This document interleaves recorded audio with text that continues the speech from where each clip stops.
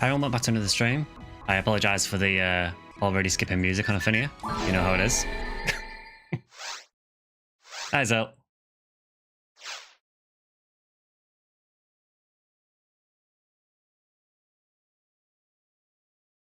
You do know how it be. Yeah, I don't know what it is. It's just, it seems to happen specific places on Ephinea. When I log in and the first time I go in our lobby.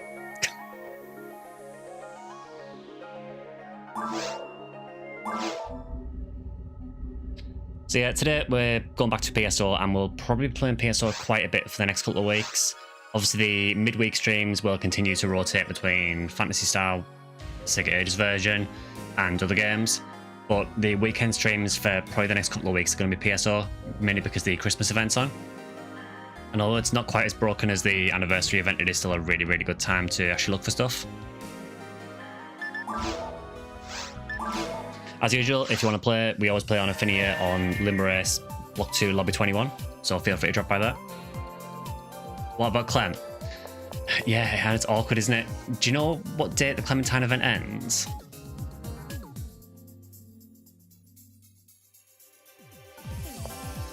January the 4th, okay. Maybe what we'll do then, I know on Twitch I have scheduled it to be PSO for most of the weeks. We might maybe change one of them to PSU maybe. I do want it to be mainly PSO for the next couple of weeks, but if Clementine are doing their event as well, then it only seems right to maybe do one stream of Clementine as well. I didn't know it ended before Ephinea's actually, so yeah, we'll sort that out.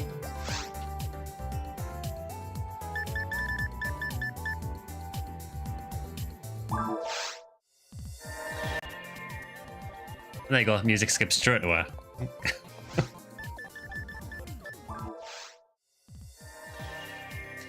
I believe Ultimate might be lower level than 190. They were talking about 140. Hey, Nimu. It is Crimmy. Yeah, it is. So we now have the Christmas music and the Christmas lobbies. This music feels very familiar. Yeah, this music sort of plagues every online Phantasy style game. You do get kind of tired of it by the end of the events. For now, I'm still okay with it. But yeah, I know you've been playing a lot of PSO too, so I can imagine it will feel very, very similar. So yeah, just for anyone who might not know, the Christmas event on Ephinea, I think it ends, I believe it's about it's either January the 11th or January the 13th. And basically, what changes as a result of that is Temple will have the Saint Rappies instead of Love Rappies, which you can get Christmas presents from. All enemies can drop presents, which confusingly are a different thing to Christmas presents. So the Christmas presents from Rappies will generally be things like mag cells. The drops from other monsters that are just called presents have random rewards in them. So they can have things like, I've had ones that have had Photon crystals, you can get Photon drops, there are different rare weapons you can get, there's quite a lot of different things that you can get in them. There's some weapons that have really high hit percentage, so they're really, really good. I believe they're about a 1 in 2250 drop from anything in the game. And on specific days, notably Christmas Eve, Christmas Day, New Year's Eve and New Year's Day, they double the rates on the presents. To basic comparison, Christmas on Stack was these quests, except on Anguish 4.5, and that was the standard version. Yeah, some things just remind me that I don't particularly miss that.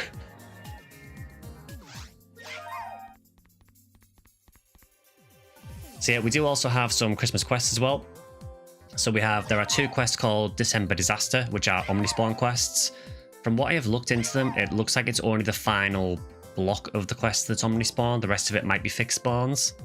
I haven't actually tried those yet. There are also Christmas Fiasco quests for each episode as well, which go through a few areas and have quite high enemy counts. So they seem to be quite good for hunting certain things. We've also timed it really well because the rare drop boost for this week is the current weekly boost, and all weekly boosts during this event are doubled as well. So we actually have a plus 50% rare drop rate at the minute. You're fine with any quest. I mean, I think honestly what we do is, do you want to just try some of the Christmas quests? It seems like the right thing to do. I know the F2 one does have about 20 gig use in it, but they do take a bit of getting to. I did try and solo and I got obliterated by some Miracorals.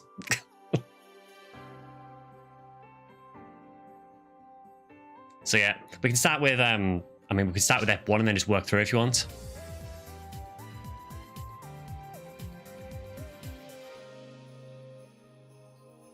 So does anyone have anything in episode 1 that you're particularly looking for? And we start there and then we can just work through and do ep 2 and ep 4. You're having trouble with Ultimate, Dr. Kirst. What class are you playing and what kind of level are you?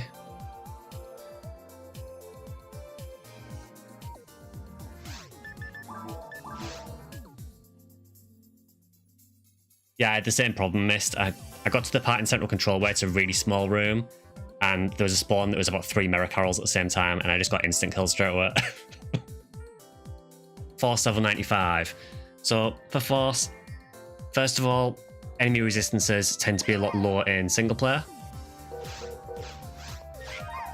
In multiplayer, particularly in episode 1, the resistances on enemies do go up quite a lot, so you will do a lot less damage in multiplayer, typically with a Force. Ep 2, it's not too bad because you can use things like Megid because a lot of things have low dark resist there. You get blasted by the Megid from the flowers. Is that from Oblilies or is it from the Mericarrols? Mericarrols are a problem for anyone. Oblilies you kind of get used to when they're about to spit and you just know the space and you get used to it after a while. Also with the Oblilies, if you stand right next to them, they never spit at you. So if you've got a spawn of 2 of them, you can stand next to one of them and shoot the other one. But yeah, you'll get used to it though. It does take a bit of adjusting getting used to Ultimate for the first time, but you'll get used to it.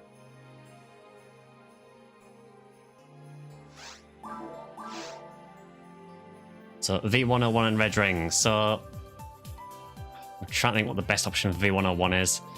There are a decent amount of assassins in Fiasco for Viridia.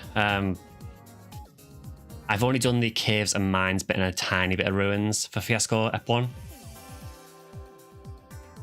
For the caves part, it seems good for pretty much anything in caves. Maybe apart from Panarms. And the mines is just full of Baronses.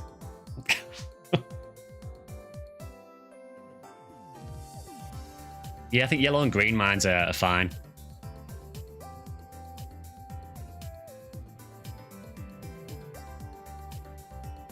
So we could start with that then. We could do you want to do maybe, what, Green Hill? We could do Green Hill Ep1.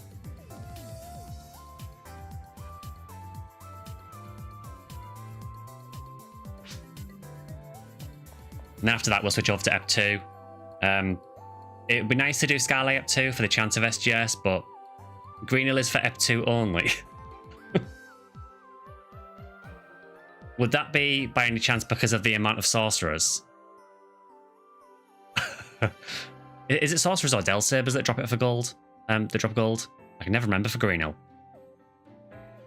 Del Sabers, it is pretty good for them as well, isn't it?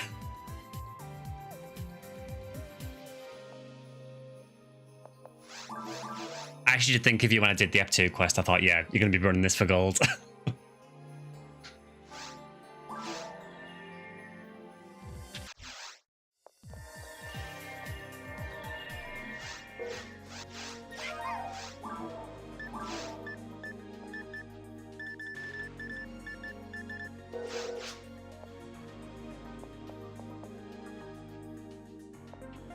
I actually haven't tried the episode 4 quest yet. I did notice that it seemed to have a lot of Goron detonators, so I guess you could use it on Skyly for farming lame, potentially.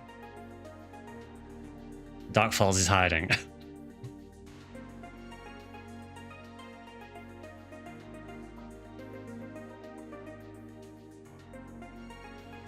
Also, I've got to say, I did post this in the Discord, but you can tell that these Fiasco quests are custom quests. You'll see what I mean in a minute.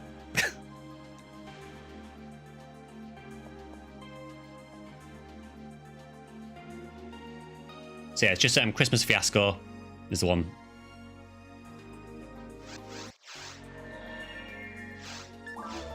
Yeah, I've seen quite a few lame banners, and they seem to all have hit. Yeah, so you know what I said about this not being a Sega quest? Can't wait for the party to start. You know, I really don't care for presents. The best part about being a kid is that you can crawl around on the ground to look up, and you can read the rest. Yeah. And that's how you know it's not a Sega quest. There is also another NPC in Ep 2 that I didn't post, who implies that she basically wants you to save the Christmas party so she can get laid. So yeah, very much not Sega quests.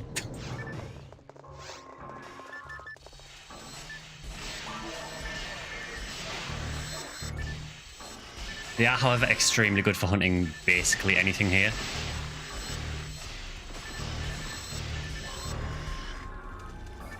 It is infantile, yeah. The true spirit of Christmas.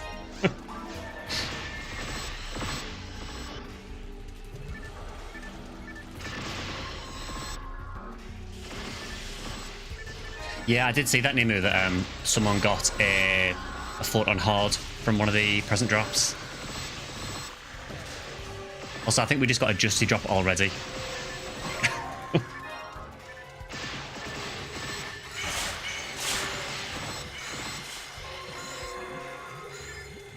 So I actually ran this quite a bit yesterday on my red rear because yesterday the rare boost was for rare enemies.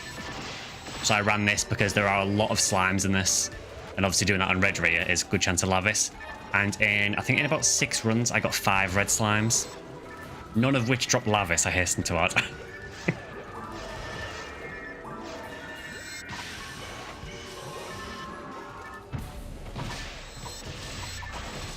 It is ramping up. Speaking of which, is a banner. Not for us, though. Marcus opened a present and received a Jizai. Alright. It's a pretty decent present. I don't know what the percentages are like on the weapons from the presents. I don't know if it's randomized or if they're fixed. I know there are normal weapons that you can get with high hit. I think they might be fixed. I don't know about the rare weapons though.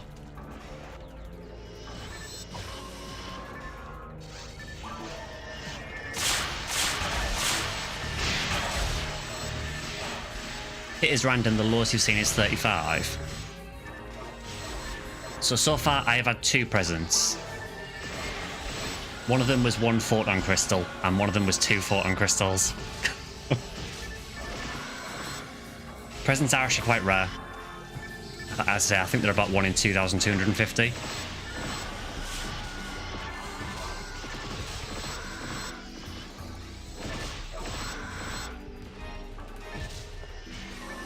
We've had a syringe and 2 Akiko's cleavers. I do have an Akiko's cleaver. I've got no idea where I got it from. Maybe I did play a little bit in the last Christmas event, possibly. I just know that I have a random Akiko's cleaver with about 15 hit. Hey, Pika. See what I mean about the slimes? It's quite good for hunting red slimes.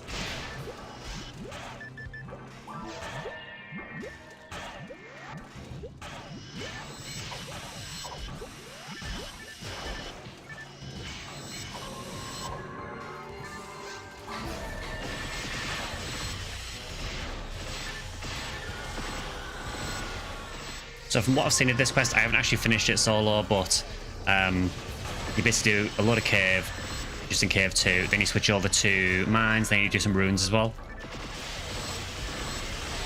Hi, Mars Industries. Presents for all photon drops and a golf club. I mean, at least the photon drops are useful.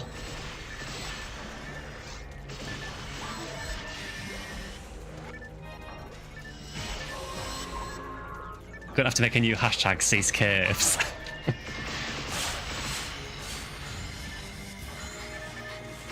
Hi, Nick. It's Sky, you're the man.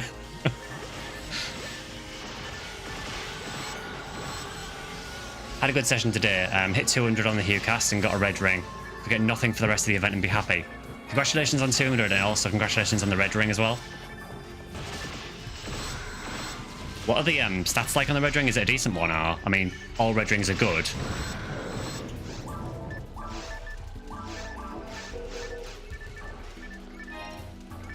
Yeah, Pika, so the only presents I've had so far is a photon crystal and 2 photon crystals.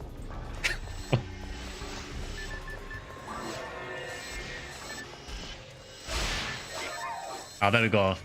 So we're fulfilling the stream quota already. We've already had the Justy, and now Drac just got a Silence Claw, so... we just need the inevitable Dragon Slayer from a Skylight run now. 73 and 3. That's a pretty good one then. I mean, evade I don't find is a big deal anyway. I think defense is probably the more important stat anyway, so that seems like a really good one.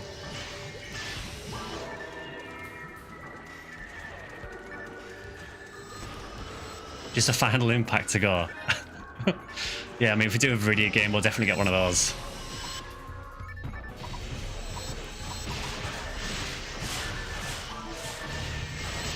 I will say, having played the Christmas event a little bit, I do feel like it's a lot better than the Halloween one. Obviously, you have more chance of getting stuff from the Halloween quest, but having it locked behind the cookies to run kind of spoiled it a bit for me. Where this, you can just run the Christmas quest when you want to, during the event. It is less spoopy, yeah. There is less black and white.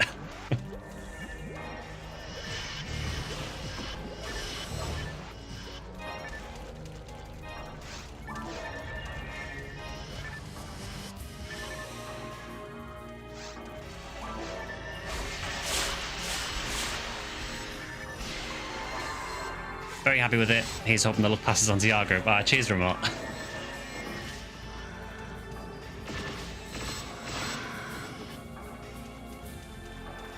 I can't remember what the stats are like on my red ring, honestly. I think mine's 70-something defense as well. And again, I know mine is a very low evade one.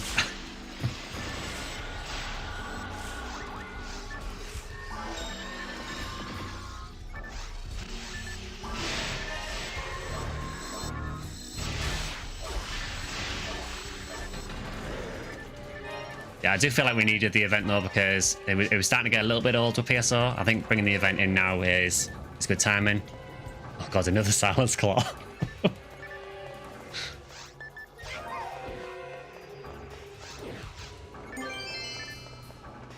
And that is a Waltz Mark II in a box. Ah, yeah, I forgot to mention there is a hidden wall in this. PSO getting old, but what I mean is, you know, when there's no events on, nothing drops. Yeah, I'll go and grab the hidden wall. Just for anyone who does this quest, there is a hidden wall to get that boxes behind the switch. So when you get to this room here, there is a hidden wall here.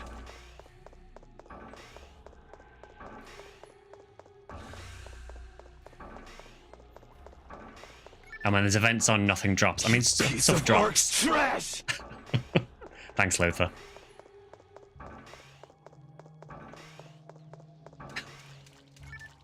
Yeah, so nothing still drops in the events, apart from apparently Silence Claws, Justies, Final Impacts, Dragon Slayers.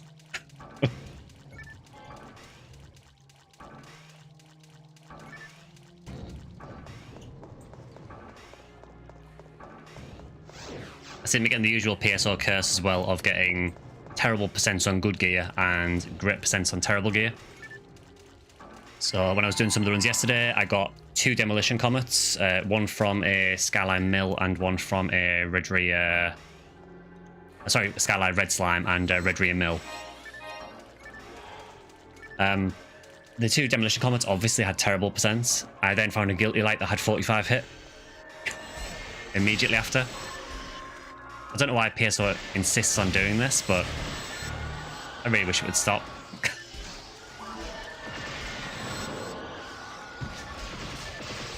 Of course, it's a Guilty Light. Yeah, it's not quite the 95% one that you have, though.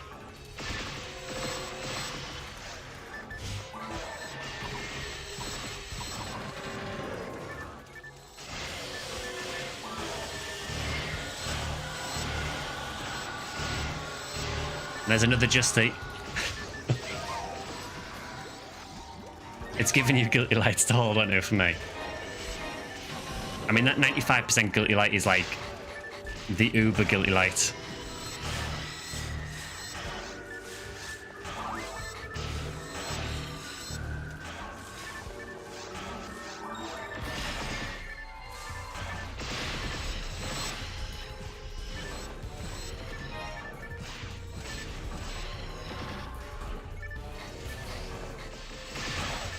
Yeah, overall, I do quite like this quest. It was not fun trying to solo the mines bit with a Phonuel. That was fairly rough.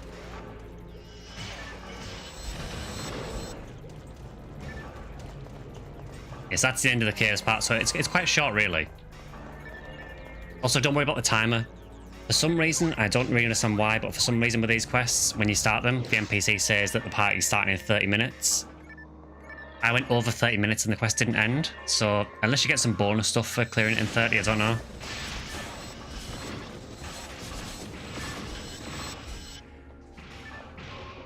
You would pay real money for the 95% guilty light. Sorry, I've been out of the game for a while. What does the Christmas event consist of? Would it be worthwhile for a returning player to do? Yes. So, first of all, if you're playing on Ephinea, which is this server, so there's something that happens on all PSO servers at Christmas, which is the seasonal Rappy change. So the Love Rappies in Temple will change to Saint Rappies, and instead of dropping their normal Love Rappy drop, they will drop Christmas presents. I think it's a 7 out of 8 drop, but yeah, they're very likely to drop one. They tend to have mag cells in them, so you can get some mag cells you can't get normally. So things like Heart of Devil, Heart of Angel, they tend to drop in the Christmas presents from the Saint Rappies. You also get these Christmas quests. So this is Christmas Fiasco 1, which is the episode 1 quest. Basically a quest where you run through a few areas with really high enemy counts. Just generally very good quest for farming drops and pretty good experience as well. As well as that, so Ephinea, as you probably know if you've played before, has a weekly boost system. So every week you'll either get boosted experience, boosted drop anything rate, boosted rare drop rate, or boosted rare enemies. The way that it works during the Christmas event is, whatever the weekly boost is for that week gets doubled. So for this week, like from today until next Saturday being the last day, the boost is rare drops. So instead of a plus 25% rare drop boost, it's currently a plus 50% because of the Christmas event. So yeah, like Miss said there, if you're hunting anything like Red Ring or, well, to be honest, anything, this is a really good week for it. Red Ring it works very well for because bosses tend to have a 100% DAR rate, so they always drop something, as far as I'm aware. So because of that, if you boost the rare drop rate, it does make it quite a bit easier to get. It's still going to be a tough item to get, the Red Ring, but that's another Justy. Is that 3 now we've had? Confirmed green will go. No worries, Mars. But yeah, it is a really good time to come back. I think next week, so like from next Sunday onwards, I think, I might be wrong on this, but I think the boost might be experience next week. So if you've got anyone to level, that will then be a really good time to level up as well. And this event goes on until January the 11th.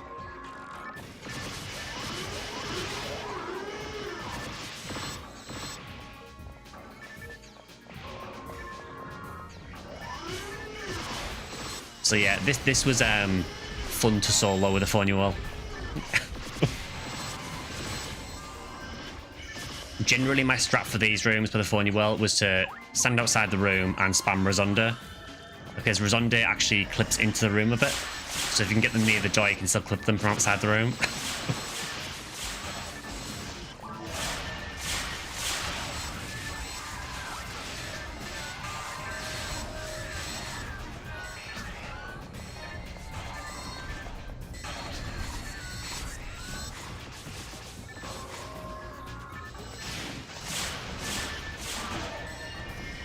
Yeah, I think for the events on Ephinea, I think the anniversary one is the best one overall, because for that one, all 4 boosts are active at the same time.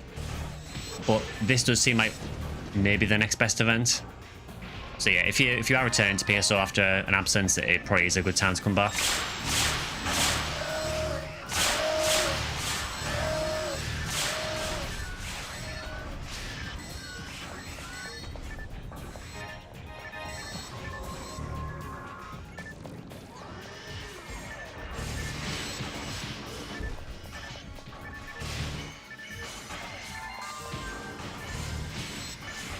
Sinnohs are always fun to fight in multiplayer.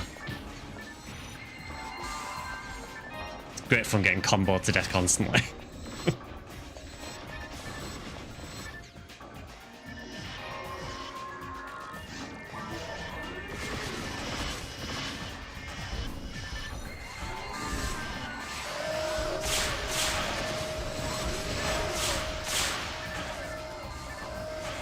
Yeah, just a warning though, as you can probably tell, there is a lot of Baronses in the mine part, so if you are doing the mine section, just be careful.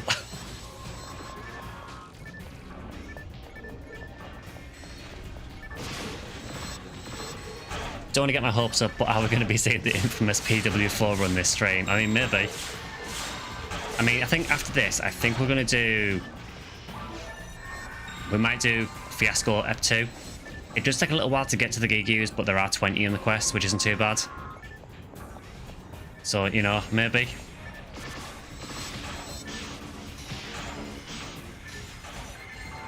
I mean, it's not like we haven't seen SGS drop on stream. You know, we've had 2. You're making either a Rema or a Rexiel Oran this week. I mean, realistically, you could probably make them, power level them to ultimate, and hunt with them while the event's still on. It is tempting to make another character next week, honestly, because of the experience boost we'll be getting. Oh well, there's the first death. I knew it would be 2 of Barons.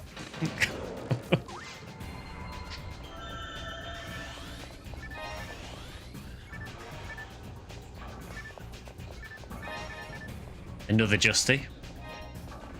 So what's the Justy count right now? Is that 4 or 5?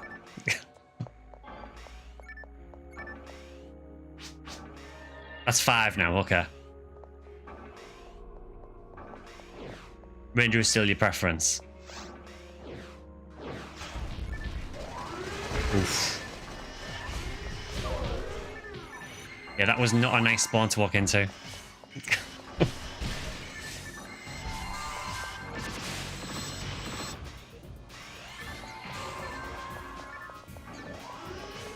I seem to remember, I think this might be the room where there's a spawn of what, 6 Baronses.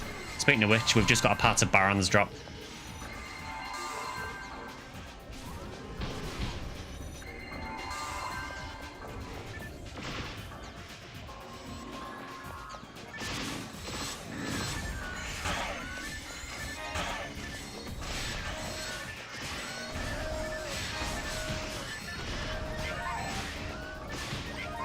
And another Justy. So that's now 6.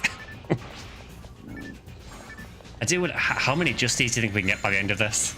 So we're at 6 so far.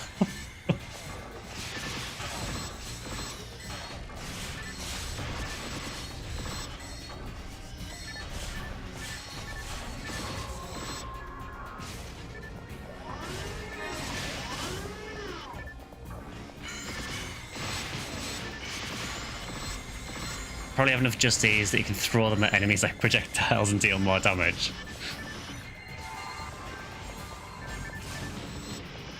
I think it's just a combination of a lot of things being able to drop Justy, combined with obviously 150% RDR.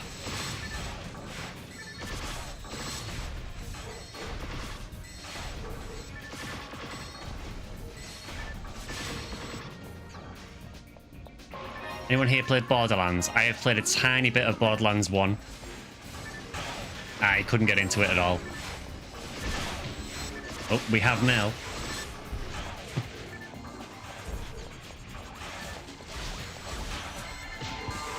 There was a type of gun where you threw it and it exploded.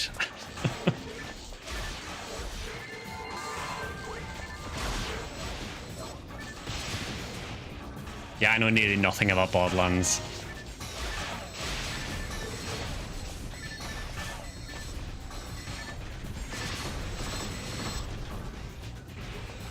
Didn't they just show a little bit of a new one off at the Game Awards?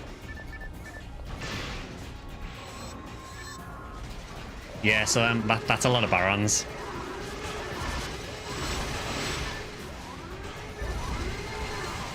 If you are allergic to missiles, this is probably not the quest for you.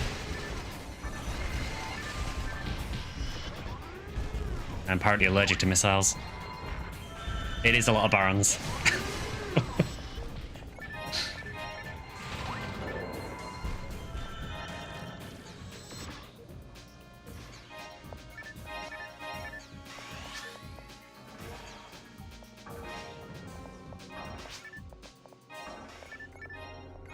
It's like B's, a couple is fine.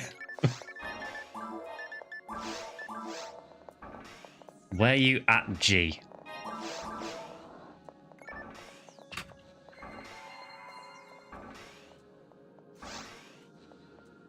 I'm in mines.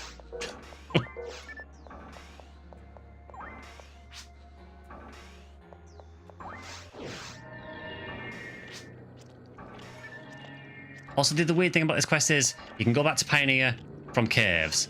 You can go back to Pioneer from ruins. You can't go back to Pioneer from mines. Oh, are we PBing? I mean, I'm doing Fala. I mean, you know I'm doing Fala.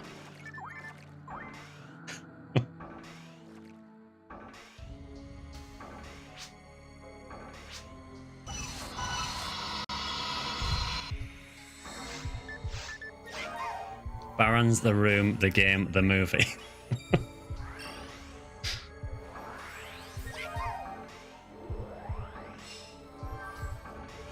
There he is, our beautiful boy. Watch Bringer just murder me. Yeah, get a level 81 shifted E-band, walk into the room, immediately get hit by the shot. I mean, there are Bringers straight away, so... By the time the person receives the email, you're already in ruins. What a trickster. It was correct at the time of sending.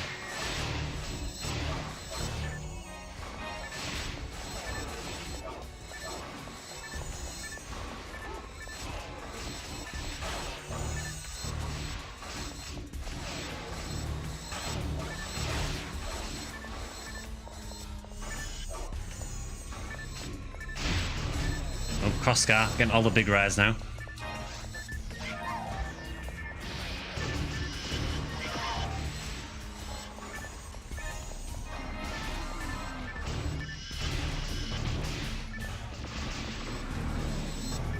Yes, that was a Huniwell doing over 2,000 damage. Doesn't happen very often.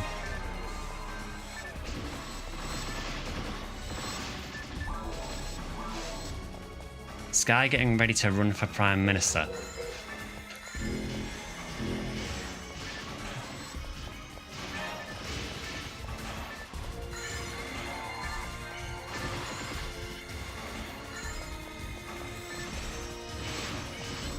You know, just practicing my, you know, deceiving everyone. Yeah, it was true at the time, exactly, yeah.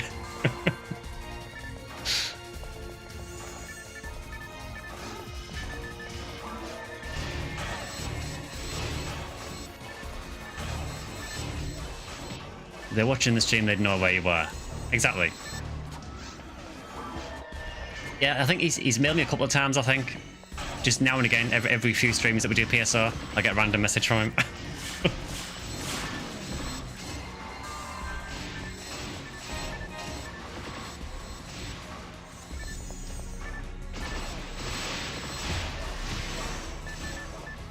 Critting for over 1,000 more mech guns is kind of disgusting.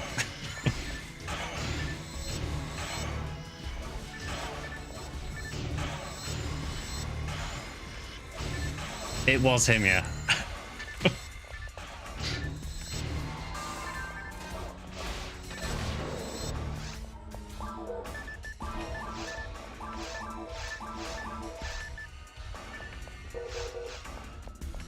I don't know why I've still got that Waltz Mark II with me.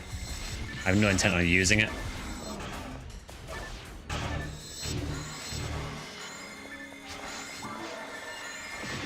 I don't know if it ends in a boss, honestly.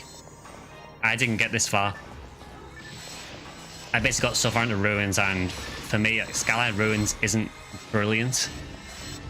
Actually, the first time I did this, it was with Redria, and Phonywell solo in ruins, I don't really like using that much. I find that Force in single player does a lot better in caves and mines. Apart from, you know, the Baron's missile death.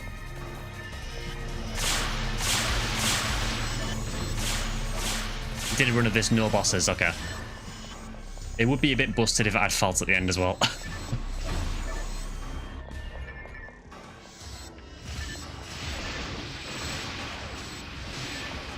Final spawn is all the bringers ever. Lots of like Xrd assassins room.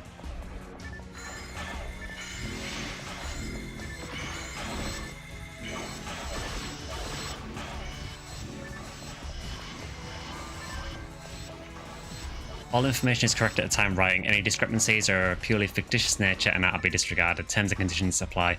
Your house may be repossessed if you fail to keep up repayments. All sales final.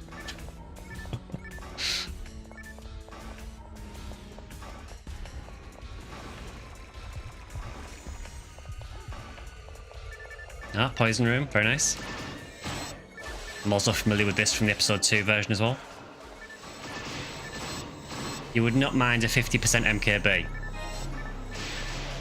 I wouldn't mind a 50% MKB if it's a 50 hit MKB. I do have a 35 hit Black King bar, but you know, it'd be nice to upgrade that to a 50.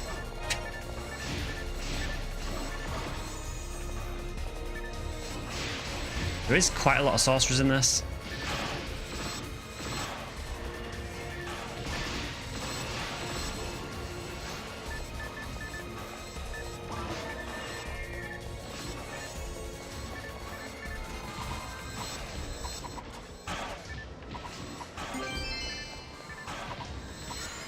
That is a 30 hit cross scar.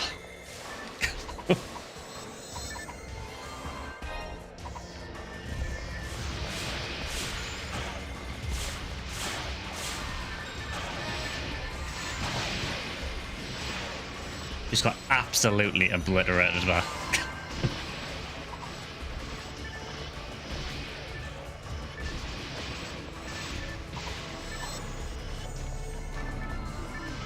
Yeah, that is quite a lot of bringers.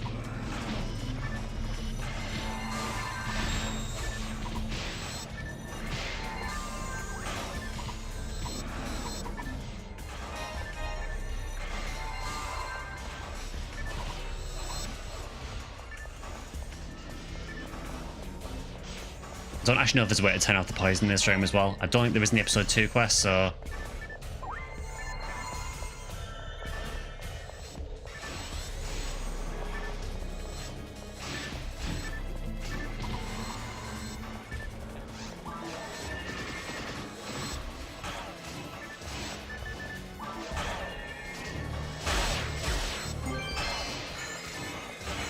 And that is a red Scorpio. So we are getting rare drops.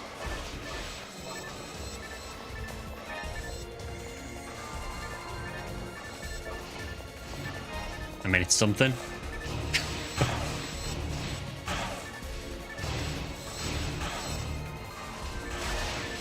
Oh, another banner. Not for us. Sato. Well done, Sato. Let's find a Gala team with 35 hits. Oof. That is very, very nice. Would this be all the bringers? Which actually in a poison room is actually very scary.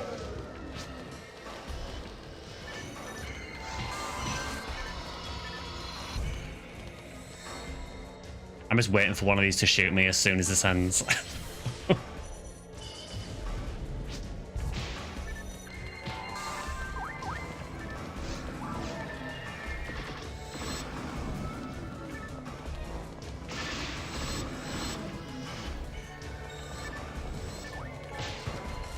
There we go. I mean, I was going to get shot by one eventually. It was going to happen.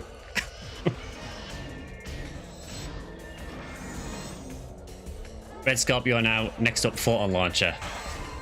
I mean, yeah, we'd have to go back to hard to get that, but...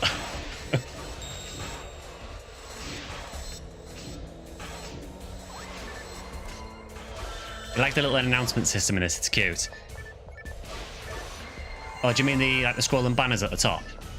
The way they work basically is there are certain items in the game that are deemed rare enough to get banners. Oh, Mist just got a present.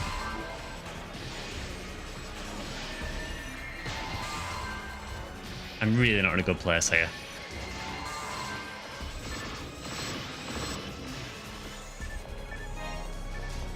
Yeah, the ones that scroll across the top, basically there are certain items that are deemed rare enough to justify a banner, and it informs everyone on the server that someone's found it.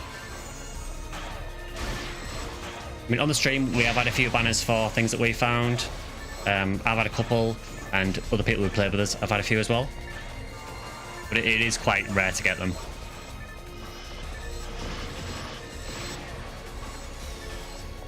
I do like it though. I think it's a good use of the announcement system. Because on Sega Blueburst, that wasn't really used much. It was basically only used when the server was going down for maintenance.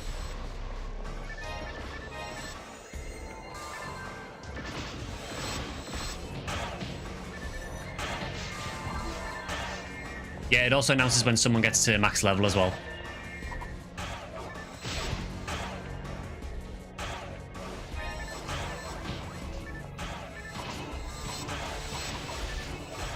PSO always does a really good job of reminding you that even though you're level 200, you are not invincible.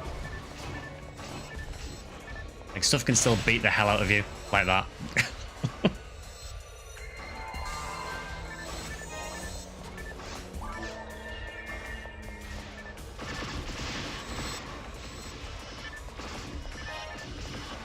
Yeah, that poison in this room is really not helping.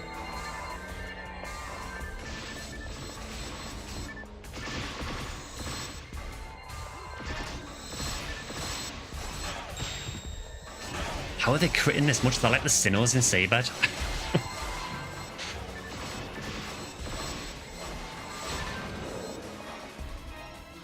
Oh, I think that's the end.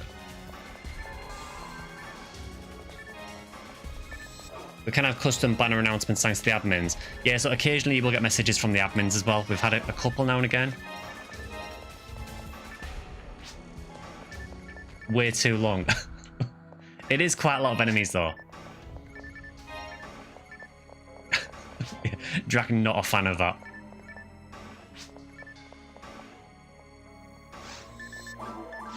You got a photon drop from the present. I think that's like the common item you can get in the presents, but I mean, I suppose it's still a photon drop. It's still useful, I guess.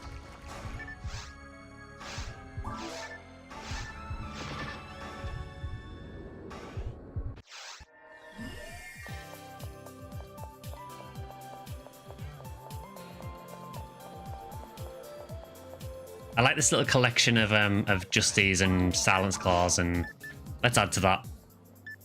So there's a cross scar, and there's a wall smart too. There you go.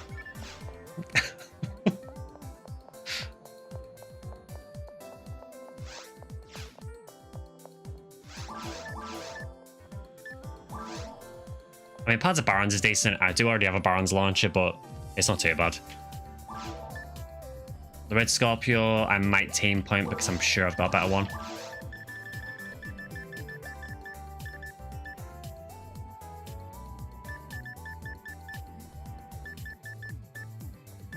It's not on this character, I think. I'm sure I have another one somewhere. Are we even missing anything with team points? I honestly can't remember. Just member limits, I think, but we're nowhere near filling the member limit we've got anywhere, so...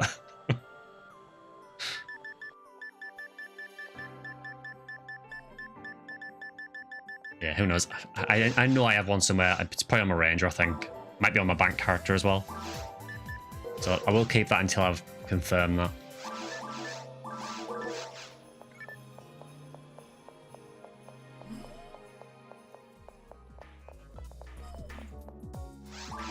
Yeah, I don't mind that quest.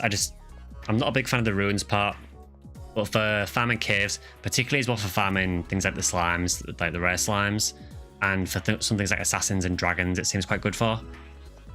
Mines is obviously really good for barons and Sinnohs, but the downside of the mines bit and ruins as well is that you have to go through the other areas to get to them.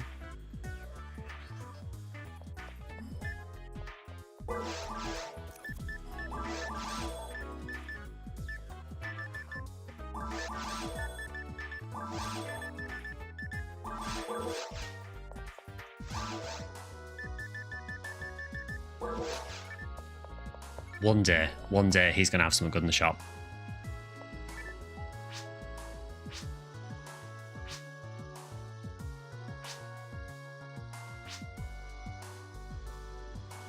Okay, that was not what I expected.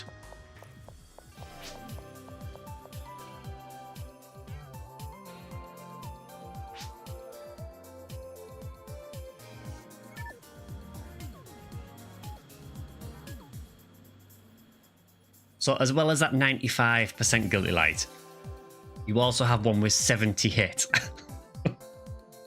Where are you getting these from?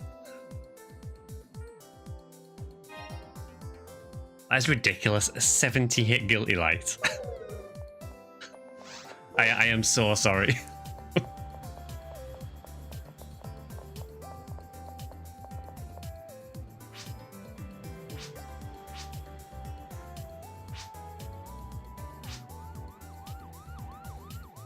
Maybe Santa will get me some skill this year. Typical humour. Do I even want to know what you say? Not really, but I'm going to anyway. Yeah, the dialogue in this quest picker is yeah. I did post some pictures on the Discord of what some of them say. It is not a Sega quest.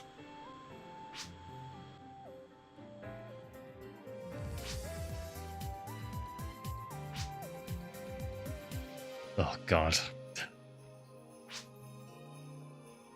Nope. Now we'll just move on from that.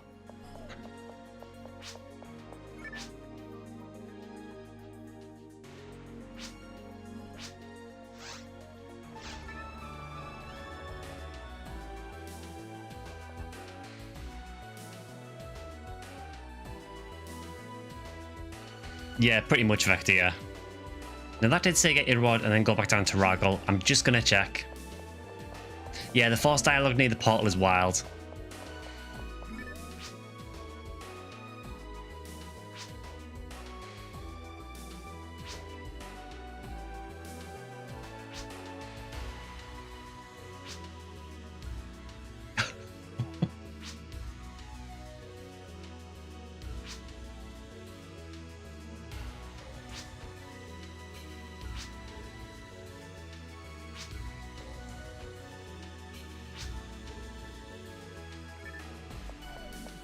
Yeah, let's just move on from that. Pervy Chunk was not on your Christmas. It was not on mine either. Just remember that the Pervy Kid is also a member of Weapons. Just before I go back to lobby, they did say get your call and then go back down to Raggle for the party. I'm going to assume that nothing changes, but yeah, you can't actually go down. So I guess you're just not invited to the party.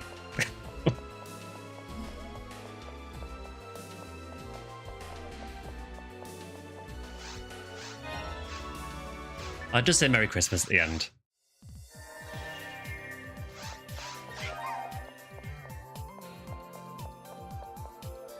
Now we do all the work, but then we're just not invited to the party.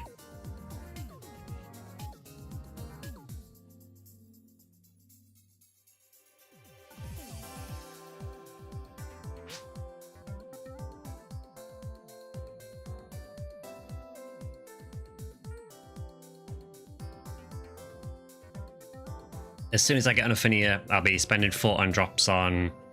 Pheasant will be spending photon drops on will be the photon launchers, even the basic one.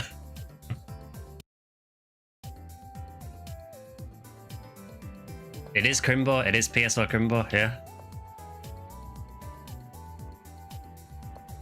So next up, I guess, do you want to just move on to Ep2? I mean, I guess at some point we have to do an SJ Scorpion run.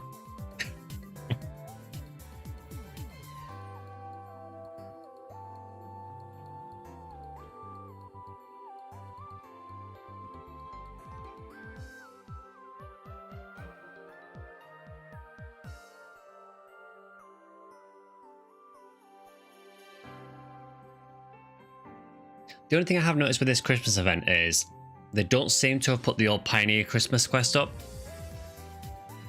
Unless I'm missing it, but I've looked through all the different episodes and I can't find it. Maybe I've just skipped over it and I can't find it, but there was like a Sega Christmas quest that you could do, and for some reason I just can't find it this year.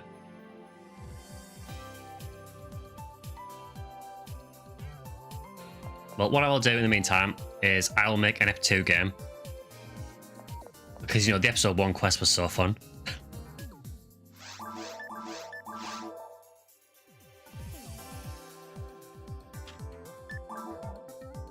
Password as always is stream. And if anyone wants to join for the Skyly Ep2 Christmas run, feel free.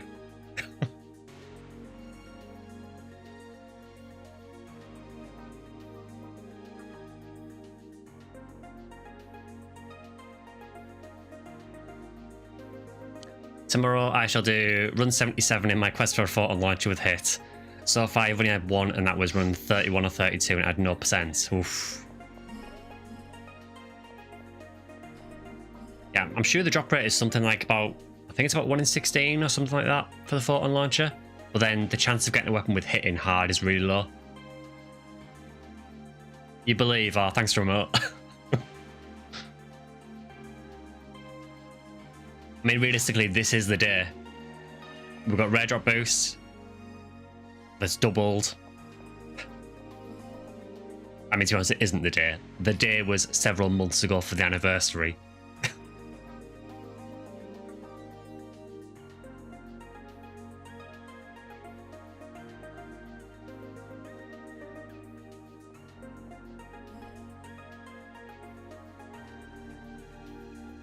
Yeah, it's kind of a shame, LJP, that you can't really get Photon Launcher in Ultimate, because in Ultimate the chance of hit is quite a bit higher.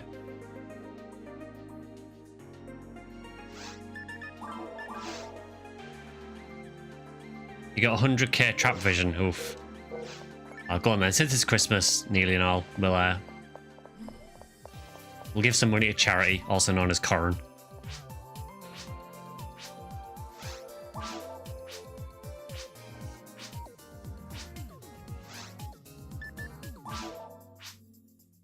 Have 100,000 Mazetta. You're gonna give me a monomate. Pretty much as bad.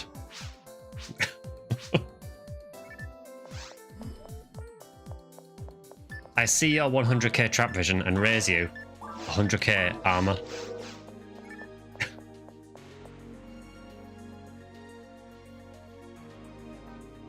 So got one more slot for the Skylight SGS Copium run. We'll be doing the Christmas quest, so it will take a little while to get to central control, but not only does it have no slot, it's also minimum stat.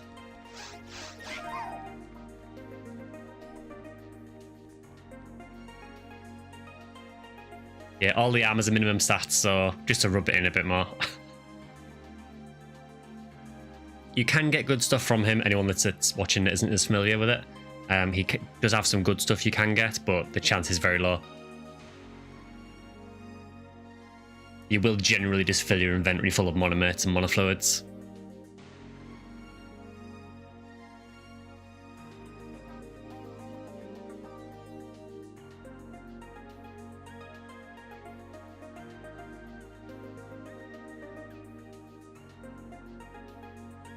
Just while we're waiting here, I'll just be 1 second, guys, and then we can get into the Ep2 run. 2 seconds.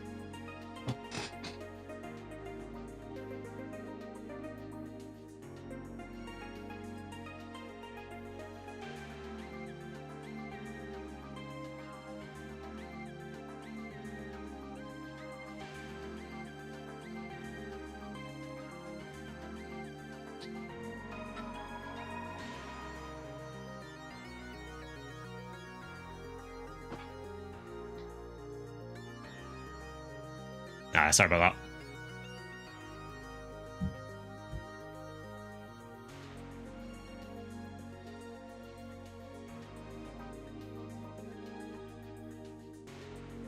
So yeah, from what I've done at the Ep2 quest so far, Spaceship was a little bit annoying. It did have quite a lot of Grand Sorcerers and a lot of Del Sabers.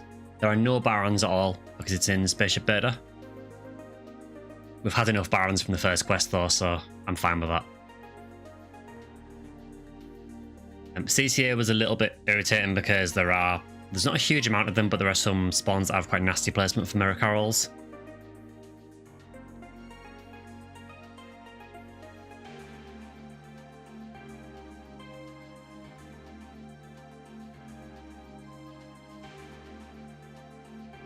after we've done this, we can maybe do the episode 4 quest, which I actually haven't done yet. There is the Omnispawn quest to do as well, so we'll maybe try one of those as well if we can.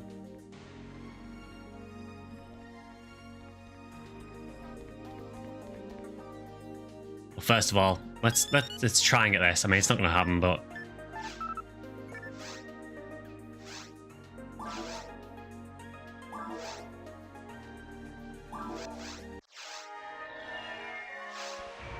so if I remember rightly, I think this guy is like really angry. It's about goddamn time. Party's going to start in 30 minutes. Some monsters are being totally uncool and I'm planning on crashing the party. So I need you to go through 3 separate areas. VR Spaceship Beta, Central Control Area, and Seabed. Kill them before they manage to crash our super sweet shindig.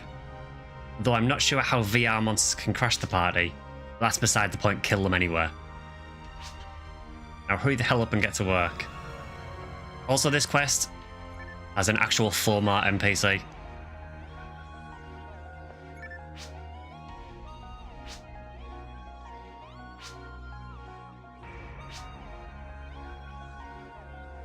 Apparently the Hunters Guild is hiring carolers for the season.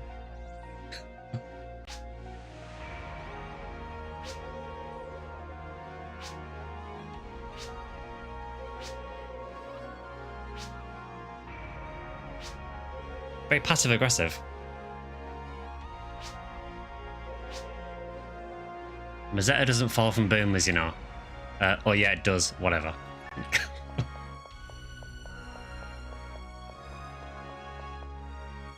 At this point, you don't know if it is VR anymore.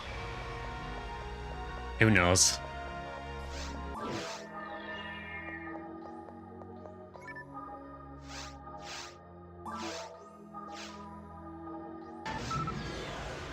Oh, did we all start in different party? I didn't realise that.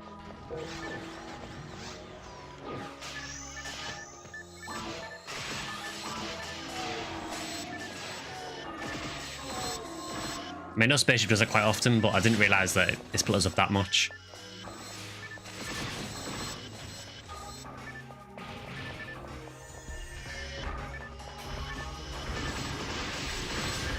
Now, thankfully, the quest does not mess with the music in the quest, so we still get to hear Trick Track.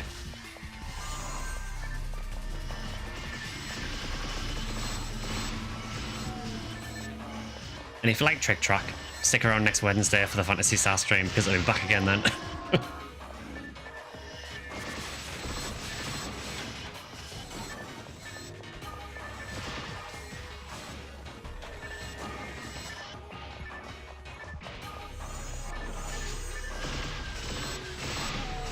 You want a carnival event with the music on. Are you suggesting that you want a quest with Vamos a Carnival?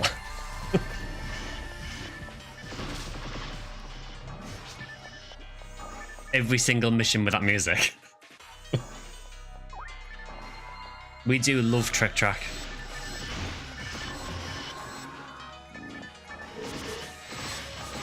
Honestly, I think if you had an event that had the Carnival Samba de Amigo music, I think it would just make people quit PSO.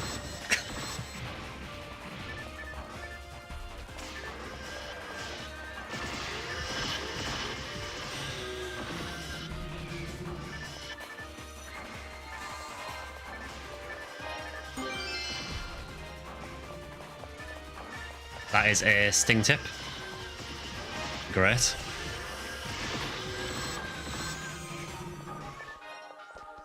Don't know if I'm playing PSO 2 during Easter. I have nightmares with that BG. Right, PSO 2 Easter. Is that the Eggman music?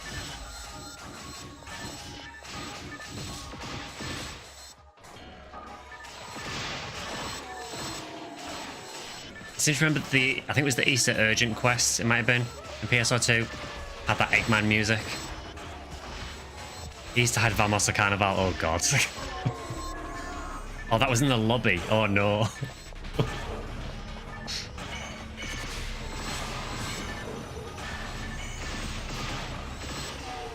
You see, that's the thing, if it's in the lobby, you can't really escape from it unless you just constantly go on quests. Yeah, the only Easter one I remember was the Eggman music that was in the actual urgent quest. Oh, nice. Dakun got a Gurren.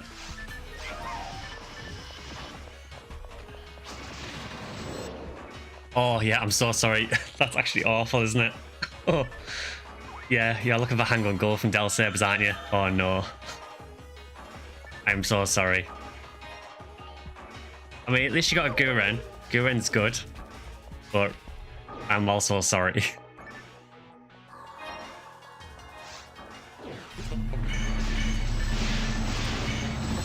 I suppose the way to think about it is at least Gurren is a much easier drop rate. And it has hit. Yeah, it has 15 hit as well.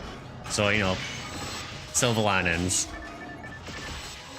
He got a Goldren. Oh.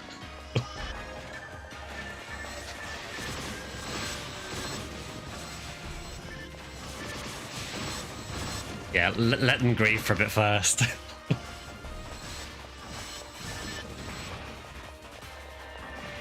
Yeah, I suppose the way I would look at it is at least it's still a good weapon and at least the drop rate for it is a lot easier. If it was the same drop rate as gold and you got that instead, then yeah, that would really suck.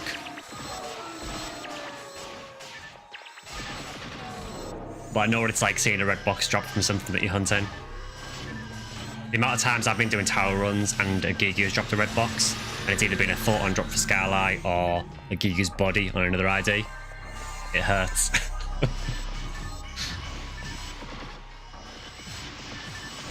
Eggman thing was on the Easter events, but the early ones. I think, yeah, I want to say, I think I played very briefly in, I think there's a video on my channel actually, a really, really old one with like a crusty quality mic. And I'm sure that's maybe 2015 or 16. I think I played very, very briefly, but I couldn't stick with the game. Members know why, because I made a members post recently to explain why, but yeah. Anniversary built character with them badge drops.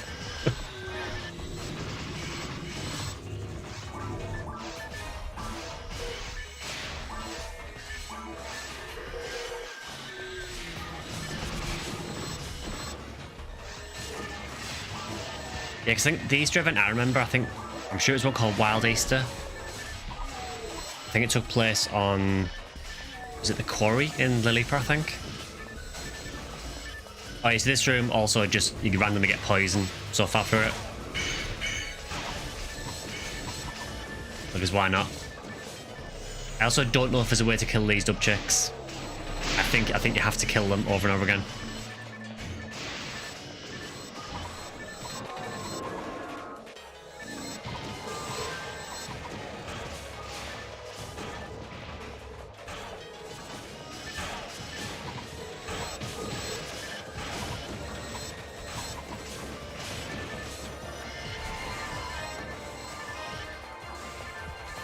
Yeah, just while we're talking a bit about PSO2, so I know people have mentioned, last couple of streams been mentioned that I'm going to play PSO2 at some point.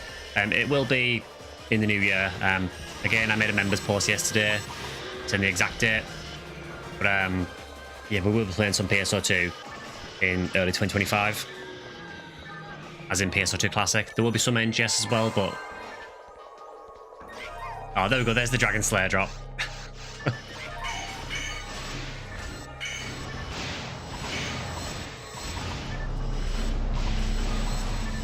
I think, honestly, playing PSO2, you know, early in 2025, it should be good because I think that should carry us nicely into the Monster Hunter Wilds release. So we can probably pivot straight over to that. Don't spend it all in one place, Moneybags. We can swap class on PSO2 to be level 1 with you. I honestly can't remember what level I am on PSO2. I may have logged on and done a little bit on it previously, but it won't be much, if anything. I suspect that I'm probably level 1. I might have got some random level ups from client orders, but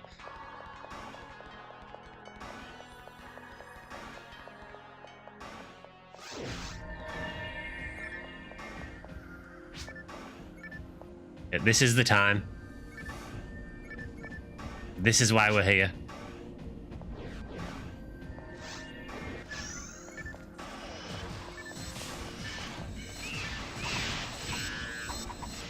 We're not here for Olgibbons.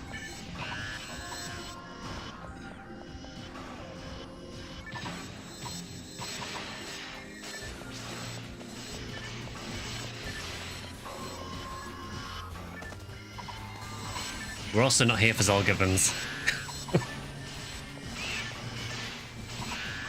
Yeah, I mean, I don't think this is the best quest for hunting Gigius, honestly. But I wanted to do this on stream anyway, so people could see the Christmas quest. And it seems decent for hunting a lot of different things. I think, if you're wanting to focus on SGS, then, to be brutally honest, PW4 2-floor reset is probably still the fastest way to do it. It is also mind-numbingly boring, but... Double rare, drop weak rocks, and got 3 special weapons from Hard Forest. Oh, nice one. Yeah, so once you get in a hard, that's typically where you'll start getting some of the rare drops.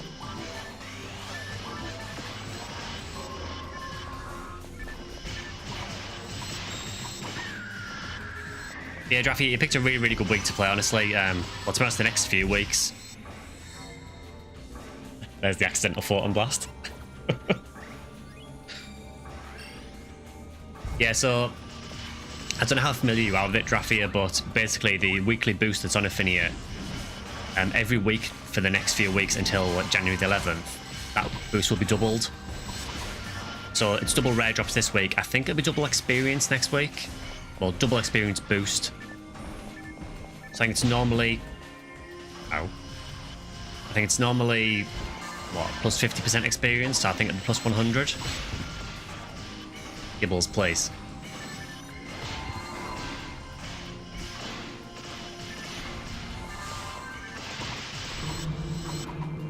You're putting on a coffee right now, that sounds great.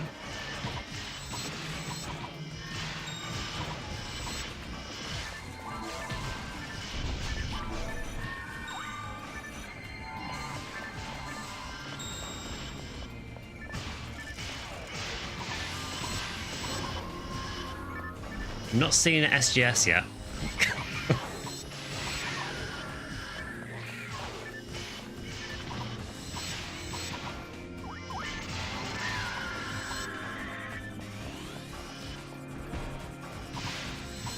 We get Spiggles in this as well, so there is a chance of a Heaven Punisher. Mistress got a Birdish as well. No PW4 equals no SGS.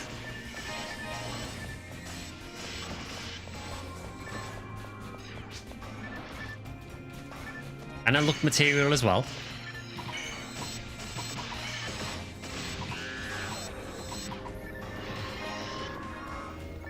Oh, this seems like a bad place to be standing.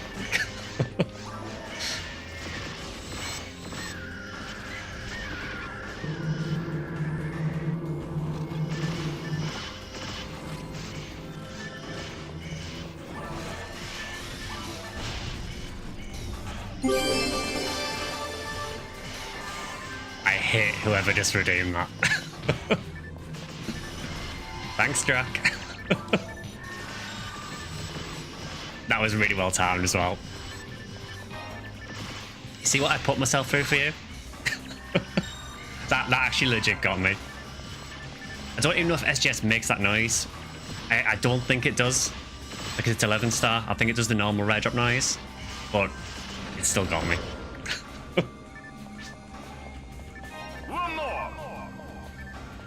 I'd rather he didn't do one more.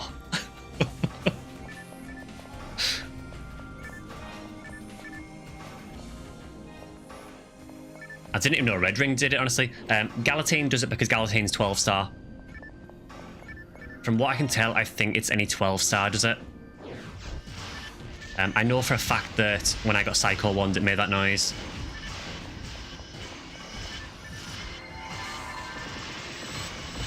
It did it again. Definitely did it for Galatine as well. And I want to say I think I did it for Daylight Scar as well. I'm really not in a good place. I'm just healing and then immediately getting obliterated again.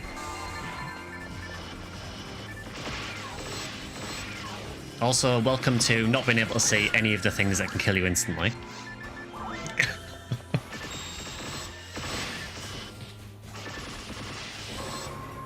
Some mofo got a Galatian 35 hit earlier this morning on Fodra. There's just been another one recently.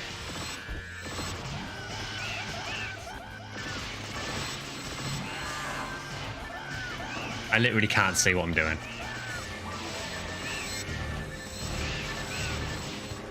See, I generally like custom quests. This kind of stuff I'm not a big fan of, when you literally can't see really what you're attacking.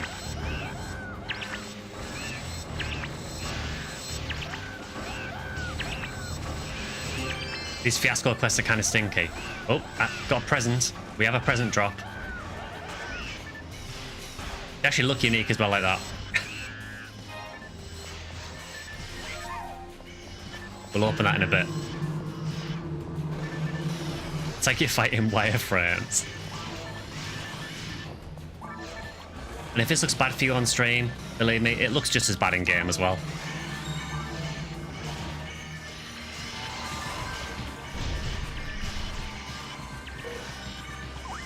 Really not having a good day here. Please, sir. I just want to live.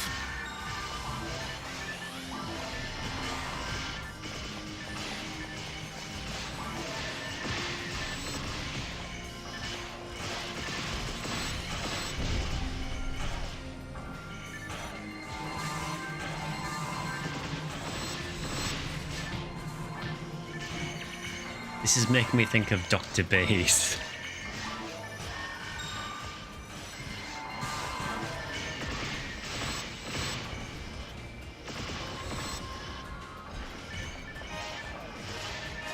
Yeah, that red drop notification did legitimately get me. I actually looked at my item radar.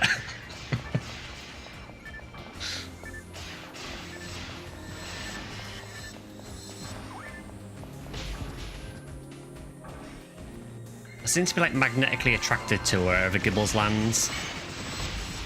So every time they spawn, I'm always directly underneath one of them.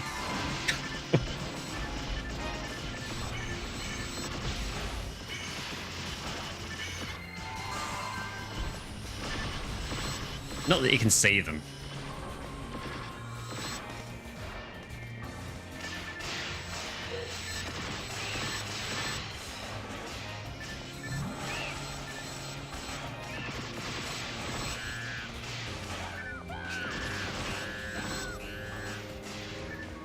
Yeah, maybe it is that.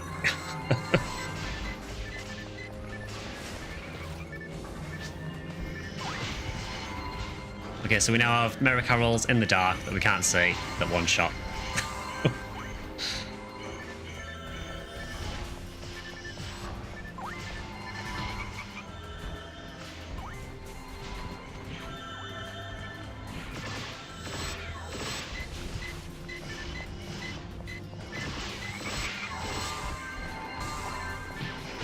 I do wonder what they were thinking with mirror carols, really. But yeah, let's have an enemy that can instant kill you with this projectile. Let's also make it so as an instant kill move it can use at close range, because why not?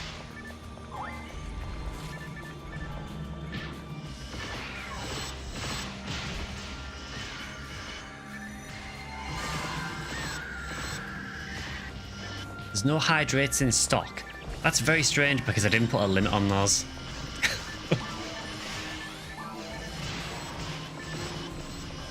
I will hydrate momentarily. I thought the quest had ended there. But now the time is still going up, so it's still going.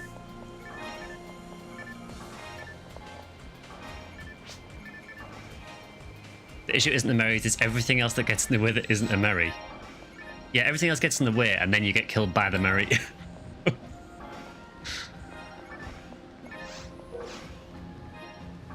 I saw another hydrate there, so...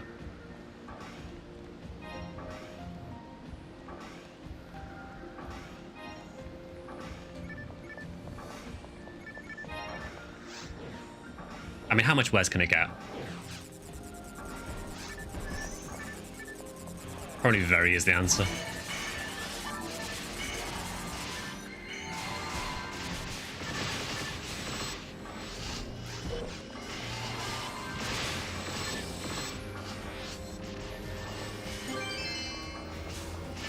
We have a Justy. We have our own Justy.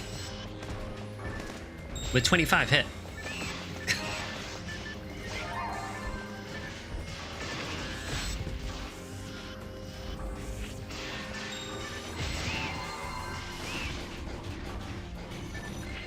Yeah, it's like once you get in the corner with the Gibbles, it's like, yeah, you're just done.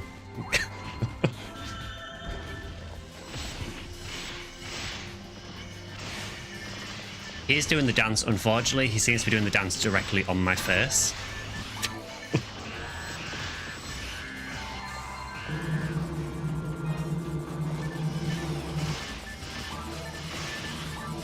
Also very annoying that the Gigu Jelenzawa is level 20. Which means that every time they do it, I have to recast Shifter and D-Band.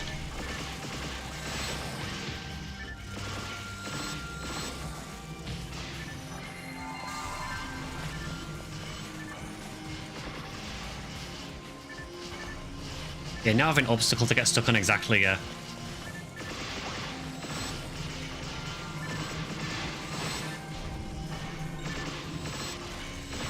You piece of Ark's trash! The way that was timed, it was almost like the Gigu was shouting that at me.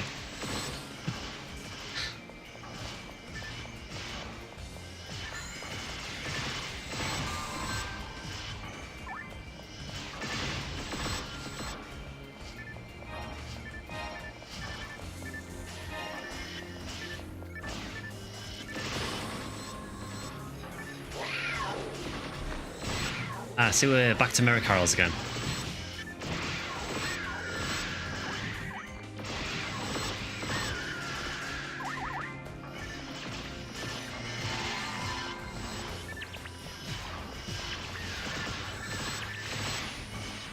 Luther inspired good villains in media. I will say, to his credit, I do think Luther is one of the better characters in PSO2 Classic. I think he is written very well.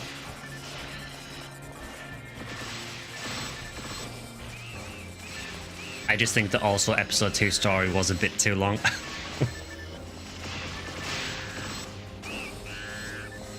Monster noises are always funny.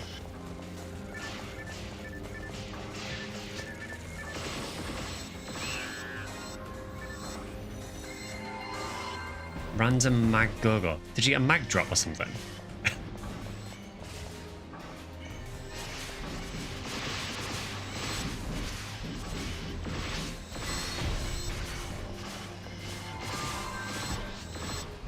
Oh, you got a Form Blast, okay. I mean, if you want to do a random one, I'll do Fowler, and we'll try and chain it and see what happens.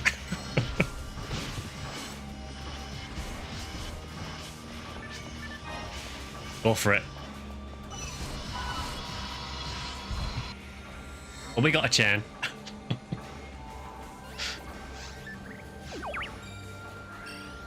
Luther is so evil, he created NGS to torment Drax specifically.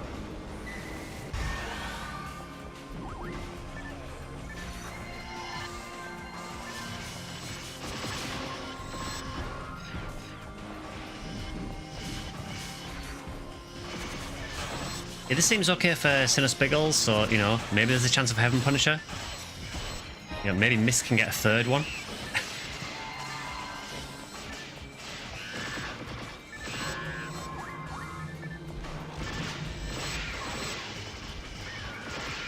I mean, surely that's the end goal of this event, isn't it?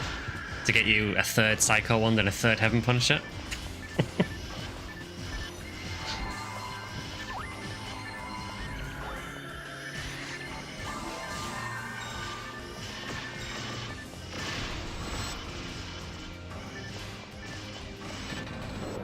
He needs an SGS to round out the set. I mean, we found 2 SGSs during the anniversary, so, you know, I guess we can find a third one. Mr. may as well get it, because... why not at this point?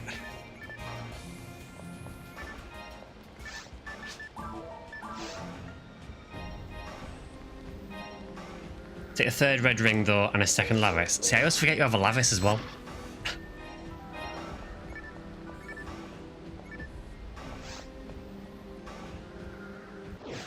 I thought we were done. It only gets worse. Oh, why do we have to do Seabed as well?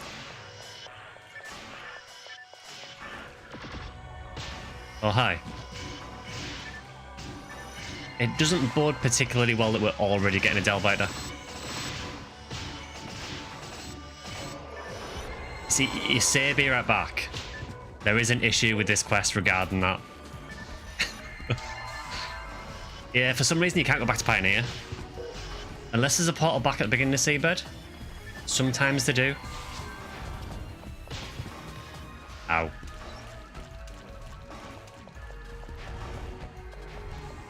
No, in this quest they've decided to be even worse and go, no portal here. In the episode 1 quest you have a portal back to Pioneer at the beginning of Ruins. This quest apparently they just weren't feeling particularly nice, so... Delbite says hi. Morphos from across the room also says hi.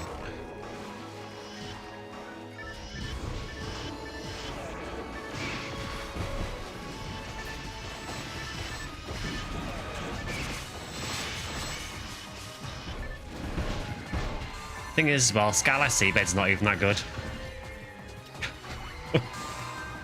There's a couple of decent drops here, but nothing fantastic. I think you can get Zanba and maybe Soul Banish. Possibly Twin Blaze as well.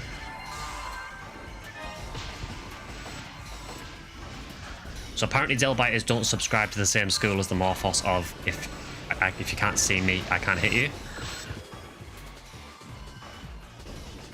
Yeah, it's not too bad, Skyly Seabed. It's not one of its strongest areas, but it's fine.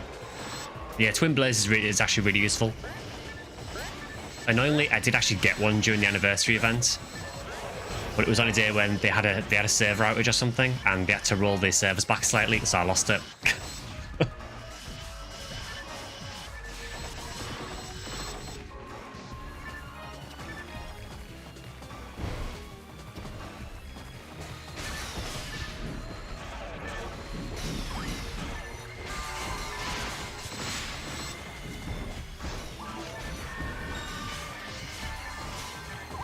So yeah, Sinnosaur is doing Sinnosaur things.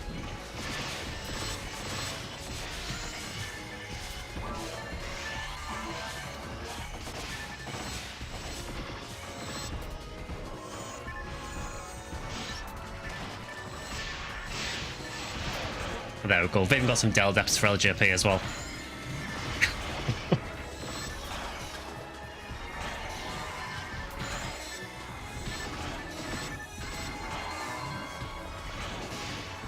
Talk to the squid and use telly. PSO needs more Tarantals. They're very intelligent, by the way.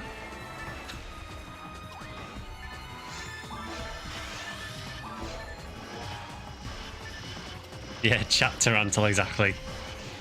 And if you have no idea what that means, watch some of the Phantasy Star streams.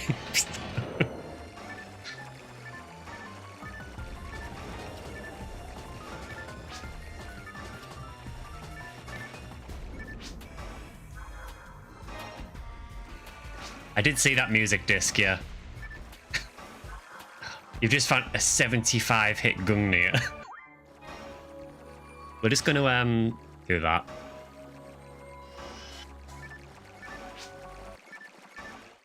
Yeah, so that disc is banned on stream. You cannot use that disc on stream. So that's why I've had to mute that. If anyone else gets another disc, please let me know and I'll put the music back on. But yeah, just for anyone watching, please don't use the Idler Strange Fruits disc on stream. Because for some reason, it is the only song in this franchise, apparently, that it doesn't give me a DMCA, but it triggers like content ID matches.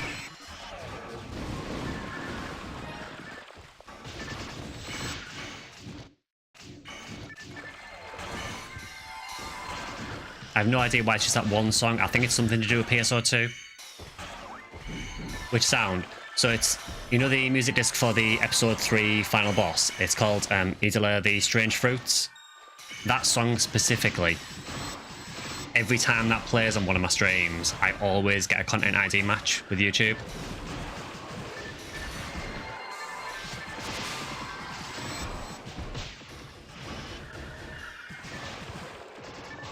I mean, if there's a quest background music that's epic enough for copyright, it's peculiar legumes.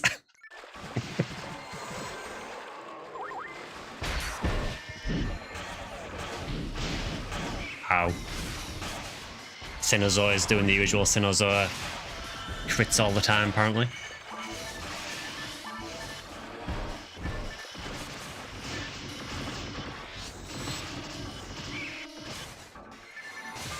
Yeah, the Zors are brutal. Even at level 200, it just doesn't matter.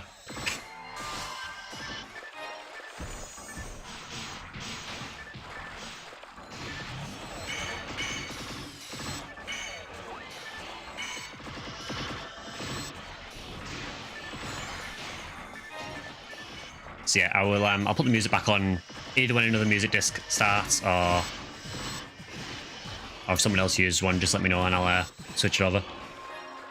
Don't have to shoot off. Hope everyone has a great week. Oh, no worries, LGP. Thanks for dropping by and hope you feel better soon as well. Is there a way to mod the music? Yes, there is. I might do it. I think if you basically replace the music file, you can change the music it'll play.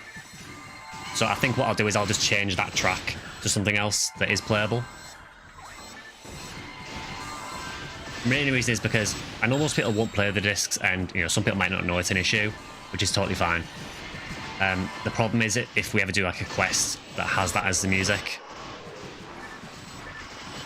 Again, it's not an actual copyright strike either. It's what's called a content ID match. Basically, what normally happens is it's usually like a recording company or a publishing company will contact you and just say, we noticed you use that song in your video. We own the rights to that song, so we want some of your revenue. Or all of your revenue.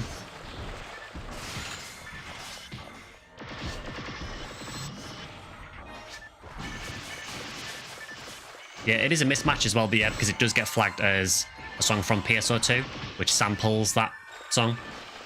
I have disputed it, and they said no. So... Also, I noticed someone got a soul banished as well, so congrats on that.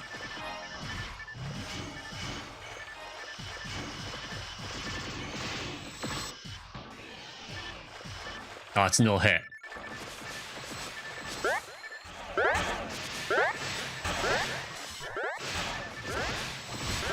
Those recons are extremely loud. I think it's just because there's so many of them. One of them actually dropped a guilty light. I think it might be the first time I've actually seen a recon drop a rare.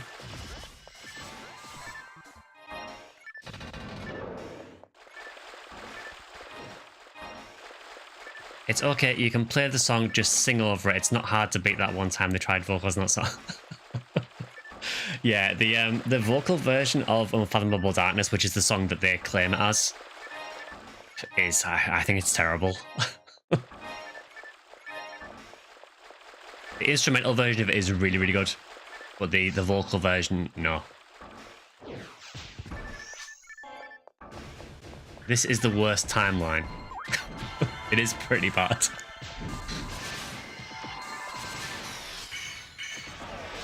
So next time one of us has the idea to do Ep 2 Christmas Fiasco, just say no.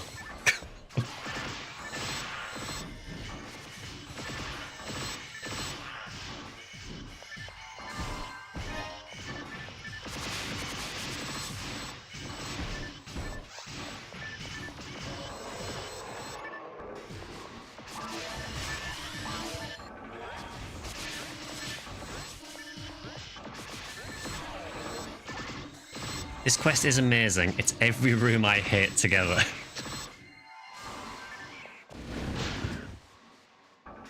I mean, this is bringing back some lovely memories of Phantasmal World 3.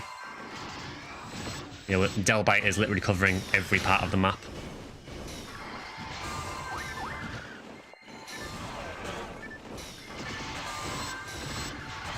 Mag invincibility, though.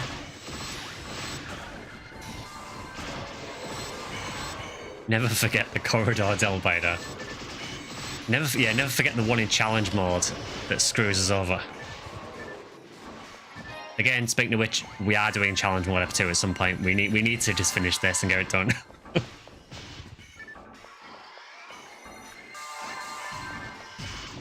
I know, I think was it Udrak that said that Ziggy's just done Ep2 challenge mode recently on stream.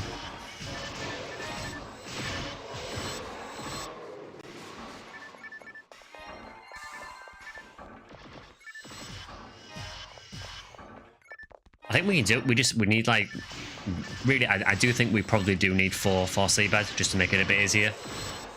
They failed it twice, okay. I think for me, seabed does seem like one of the hardest stages in C mode, just because it's so long.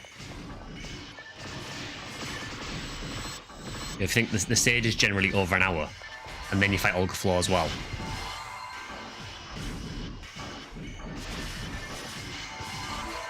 Force has to stay on the edge of the arena and only come close to buff and debuff.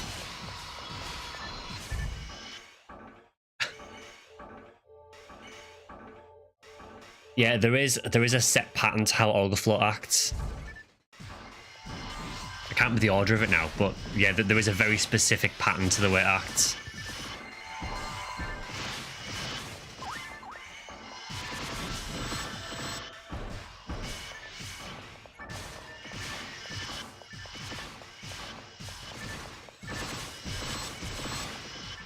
I know, I think there's like, it does a jump to the center, I think, and then I think it typically like walks round, does a sword wave, walks around, does a sword wave. I think Divine Punishment is after about every 2 or 3 sword waves or something. And after a couple of Divine Punishments, it'll jump to the center, but I can't remember the exact order, the way it does things.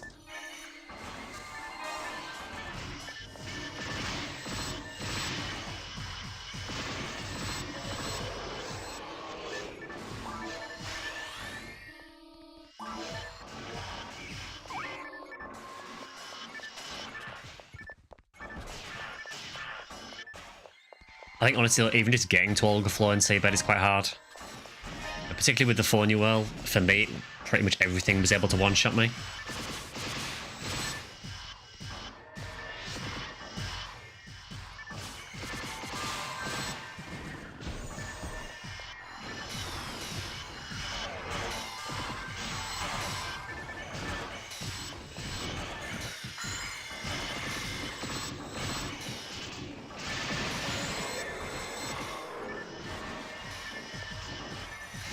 I think the good thing though is that if we do manage to beat seabed, I know there is another stage after that, I know there is tower, but from everything I've heard, it sounds like tower's not as difficult. I know that might sound odd, being that it's tower, but tower in lower difficulties generally isn't as bad. It's just in ultimate that it's a pain.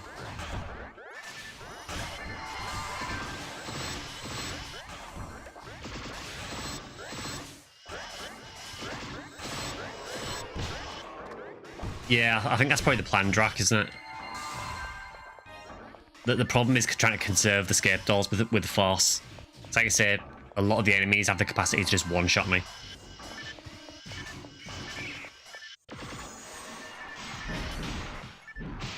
There is also the RNG element as well, yeah, so you need to hope for some good mech gun drops as well.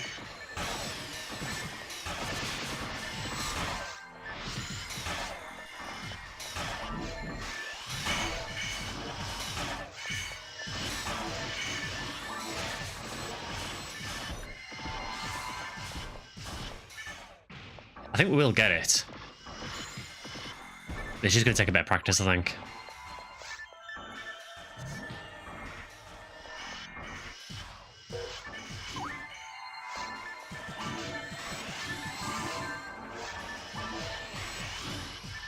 Not like when we trioed it and we got 10 shots all with hit and we had no range.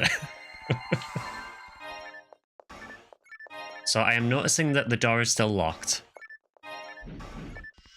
There is a Sinnoh there.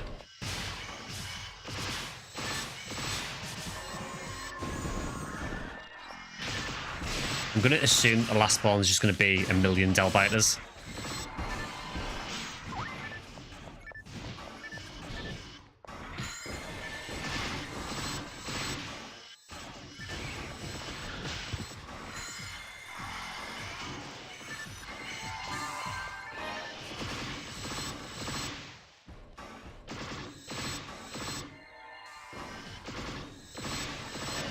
I don't know how he was missing. Oh, is that finally the end? We finally got through.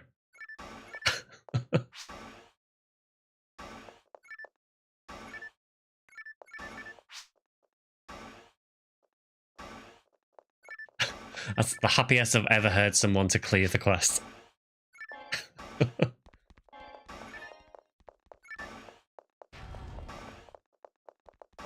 Yeah, the last spawn is just Olga Floor's ult.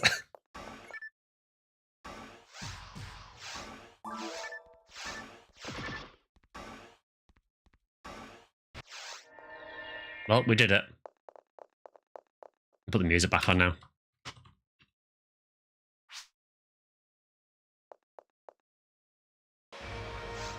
I got 40 hit caliber. Also, what was my present? Well, let's just leave these for some more offerings.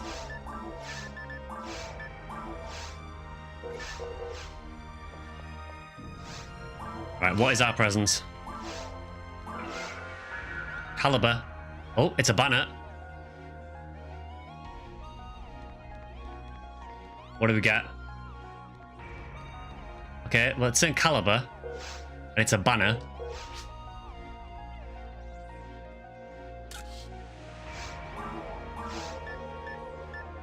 $75 hit caliber. I'll take it.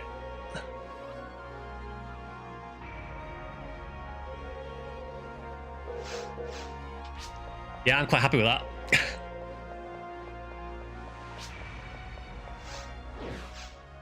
Yeah, that is a huge drop. Do you know what the sad thing is? I don't have a parasitic gene float.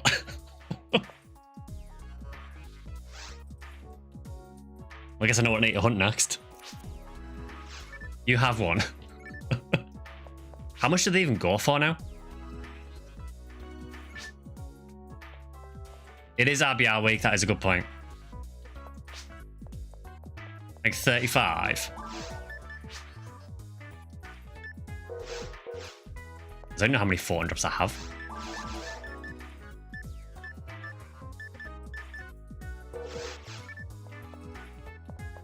Yeah, I mean, I'm happy to pay 35 for it if you want.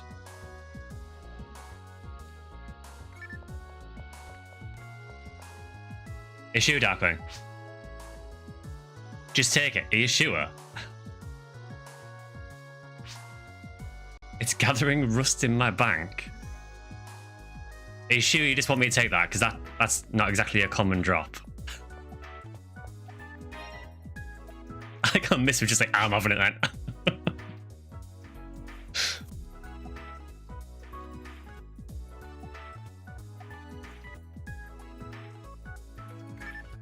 Thank you.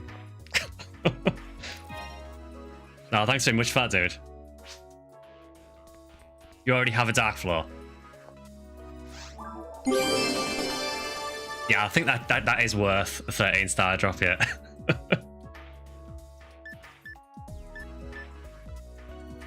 So this is going to sound like a really stupid question. I'm going to assume a 75 hit caliber is good enough for a Dark Floor.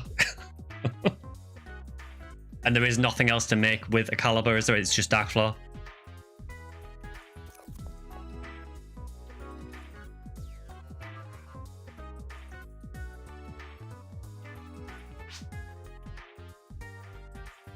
I can't think of any other sword combinations. I think it is just Dark Floor. Unless they decide to stop playing by Sega rules.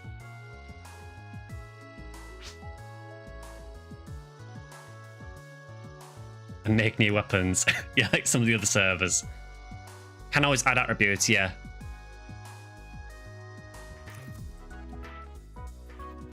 Yeah, I don't mind that honestly though. Yes, I think it does have to be max grind, yeah. I think that might be worth sphering, honestly. Oh, thanks, Darkwing. I am more than happy to pay the 35 for it, just to get that out there.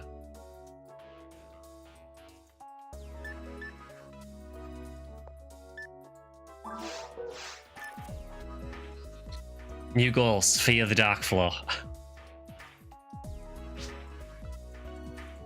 Only thing you have to know is gold. I am more than happy to help you out with that.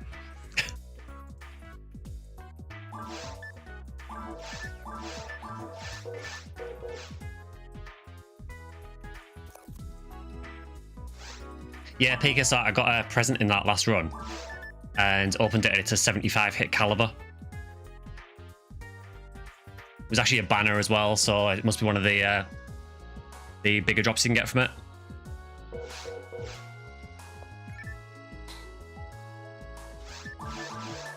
So I'm pretty sure I have to grind the caliber, which is not an issue because I have all the grinders. I don't even think they grind that high anyway, to be honest.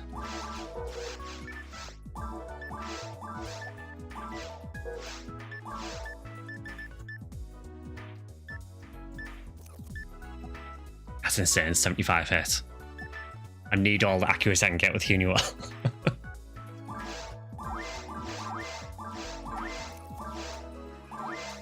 Yeah, 10's the highest.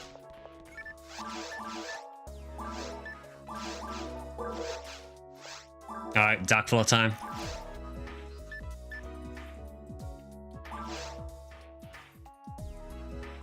Let's just make sure it is the 75 hit one before we waste it.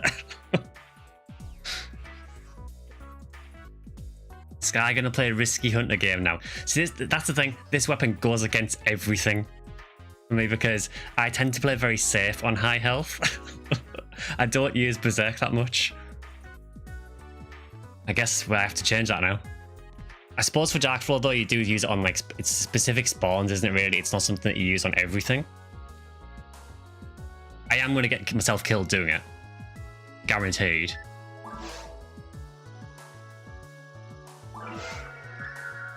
There you go, 75 hit Dark Floor. We have 344 ATA with it. I'll probably still miss.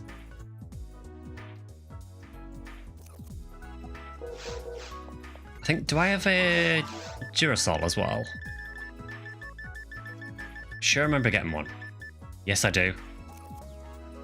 Isn't this using conjunction with Dark Floor to get your health down?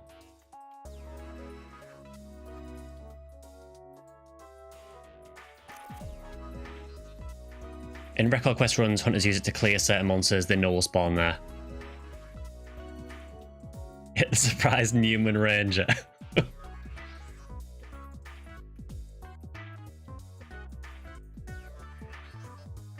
Yeah, I guess you could also use Disco Braveman, couldn't you? That's, I suppose, another way of doing it.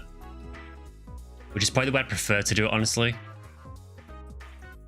Yeah, all the Lavis weapons, yeah. I guess double cannon or Lavis blades. I suppose you could do it with Lavis cannon, but it would take you forever to get your health down. So, probably Lavis blades. I think Lavis blades are actually better than double cannon for doing it. But yeah, Durasol works as well. All Berserk mech guns.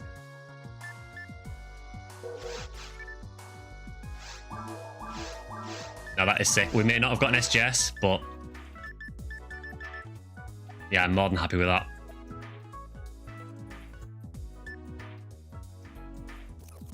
Musashi go full crazy. It's basically a false phase 1 and 2 killer.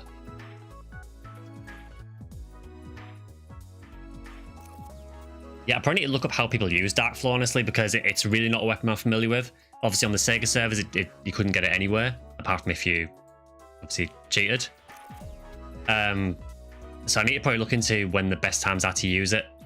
I know it's really, really strong to use the special, but I know it does get you killed very easily as well if you use it wrong.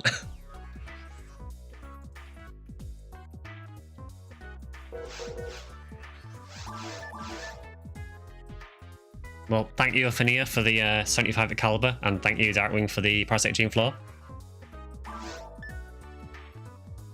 Just let everyone know as well that you do, for doing these quests, you do get coal. The coal you can then trade in a Christmas shop to get presents. So you can get a chance of getting stuff from that way as well.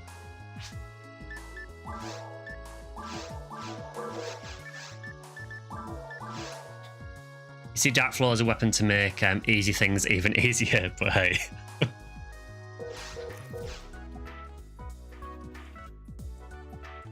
You have to know when you're getting hit next or it's death for you. Yeah, isn't it about, it's about 12% HP or something, about 12.5, isn't it, that you have to be under to use the special? So, yeah. It is very risky to use.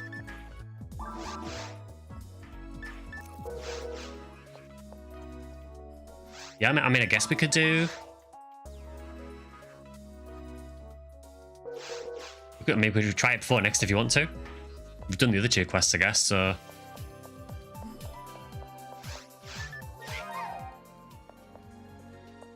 I have a feeling I didn't hand this quest in. I do this every time in episode 2. I don't know why.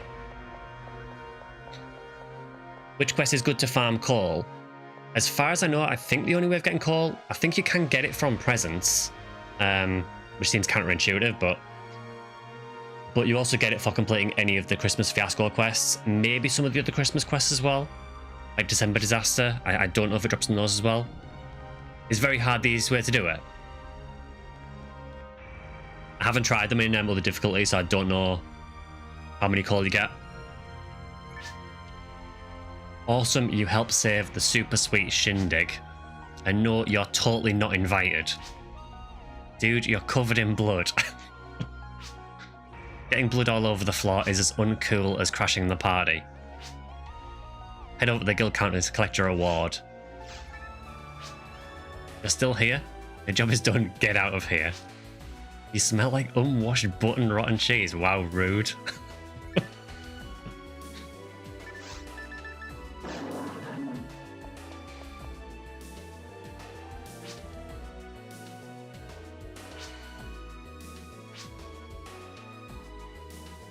You know those huge rappies make quite a delicious dinner. How dare you?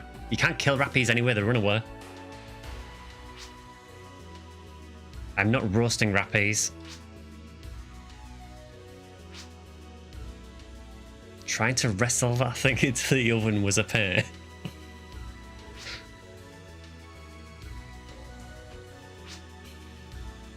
Oh no. The even cover that you can't kill them angle.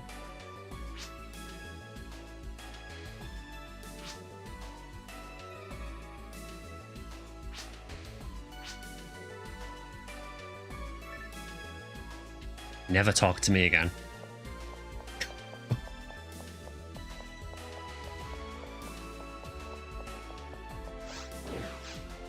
Yeah, again, at this point, I would like to stress that these quests are not savior quests. As if that wasn't blatantly obvious already.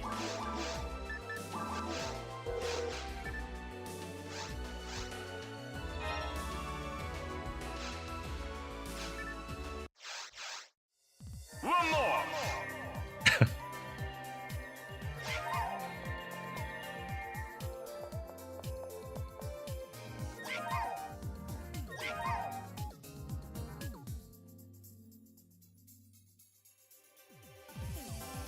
Emergency code attack.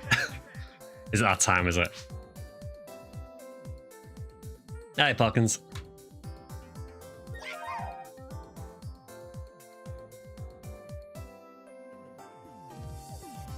So, yeah, well, at least we got a banner. That's cool.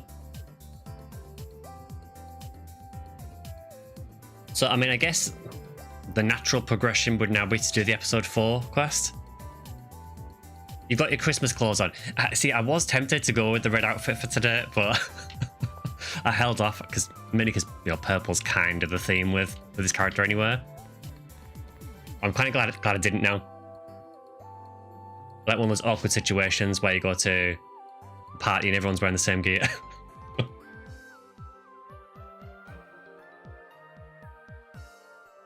The council will decide your fate. Yeah, we can do it before if you want. Oh, thanks, Morgans.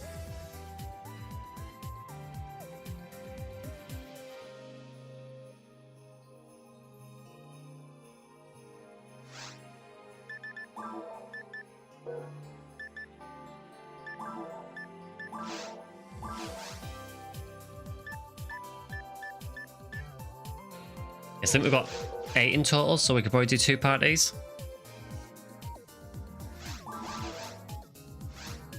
So Darkwing has set up I think it's a green hill F4. So that team is open. Then we can make a second team. Is there anything in episode 4 that anyone else wants to go for? And we can do 2 parties. Usual pass, fair enough.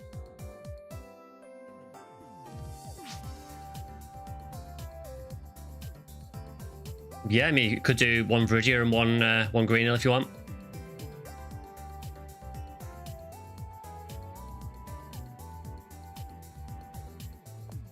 I kind of need to try the Dark Floor. I am going to get myself killed over and over again doing this, but...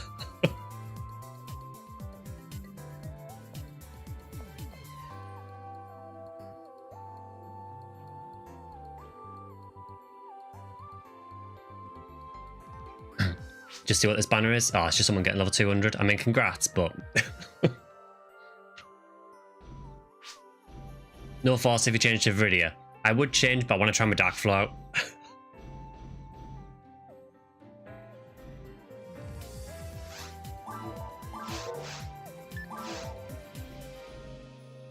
Yeah, I think we're doing Christmas Fiasco 4.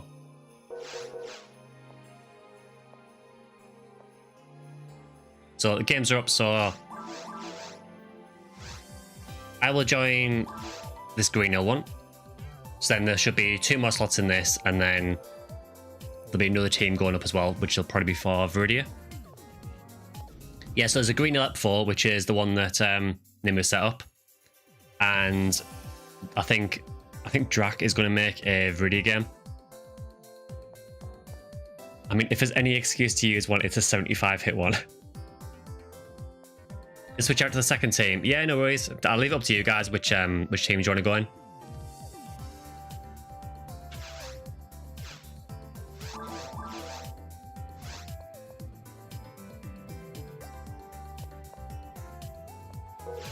I like how there are 3 rangers in that team already.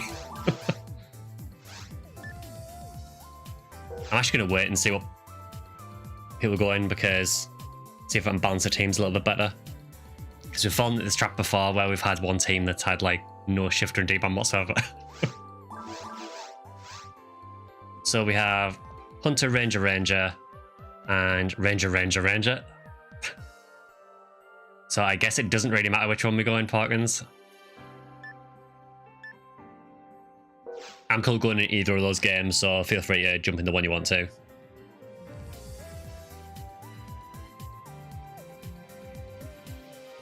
Yeah, loving the Christmas clause as well. I did put my Fornuel in a red outfit, so I have done it with one character.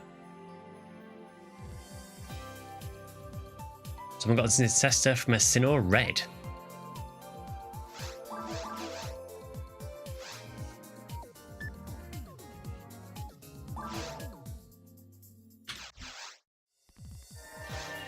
You need one more of those.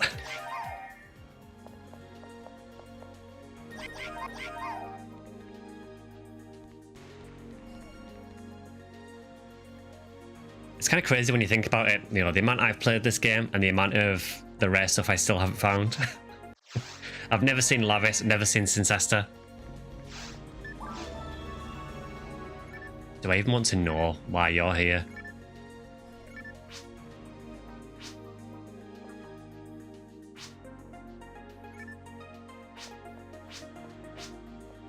You don't seem very much like Eleanor.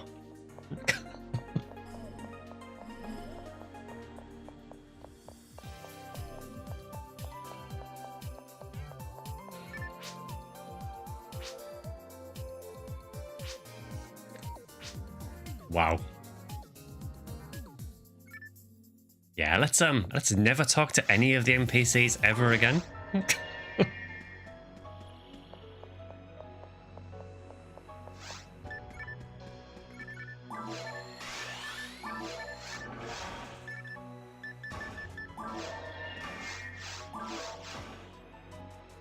Alright, time to get myself killed.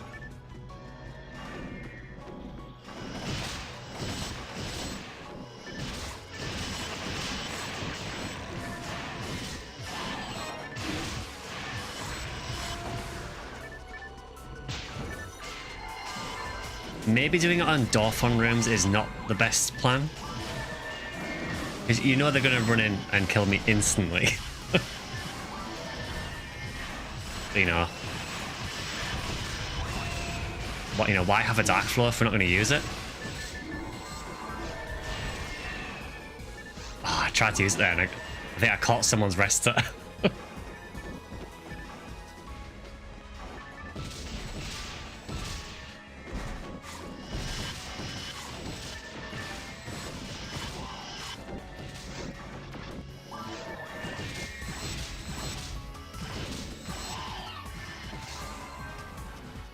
keep catching resters. Now I know the struggle of Dark Floor players.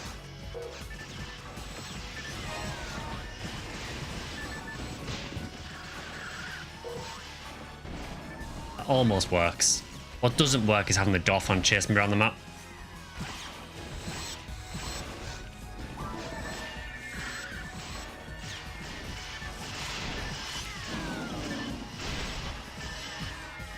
That was rather close. Oh my god, I'm still not low enough. Is that low enough? No. This is terrifying. You're gonna bring your full mal in every single game that I'm in now. Yeah, your full mal with the ridiculous rest of the hits from like, you know, states away. Right, that has to be low enough. I'm probably gonna get killed now, so I'm gonna get one off at least. You saw it, I got one special off, we did it.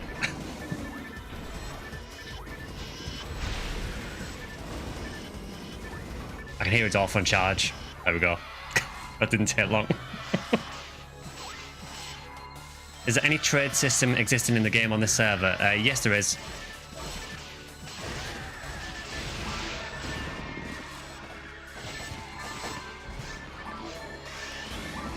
So, like Remote said there, the Ephinea Discord and their website as well does have a trading channel, but you can trade items in-game as well directly. So if you open your menu and go to Item Pack, there is an option there for trade window. You can only do it when you're on Pioneer 2, but there is a way of trading items in-game.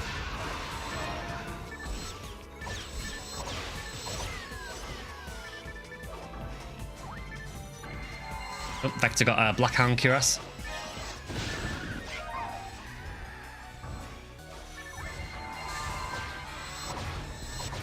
Yeah, I feel there are too many Dolphins in this quest to be able to use the Dark Flow effectively.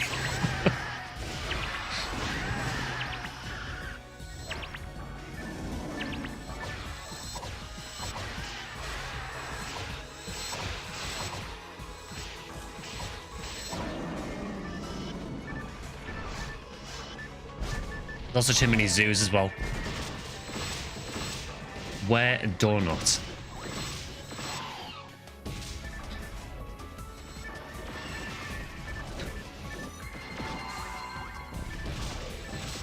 Yeah, the trading on this server is actually quite good, honestly. There is also on the Ephinea wiki, there is a price guide on there as well to give you a rough idea of how much things are worth.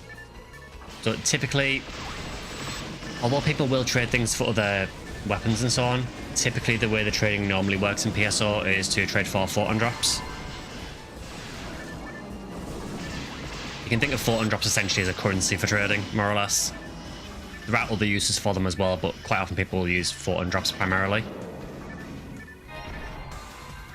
So Ephinea's price guide has a thing on there that tells you roughly how many photon drops each thing is worth.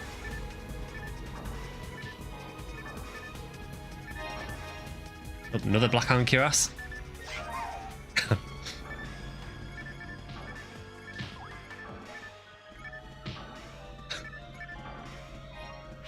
You think of photon drops like pair drops?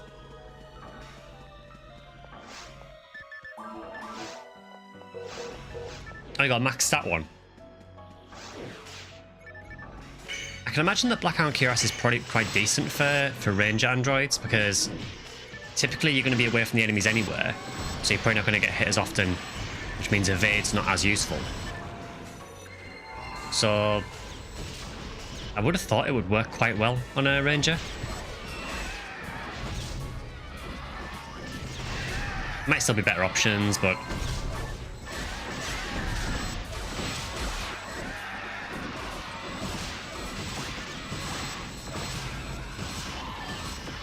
yeah, pricked for good luck. Yeah, this is absolutely not the quest to use Dark Flow on. Like, at all.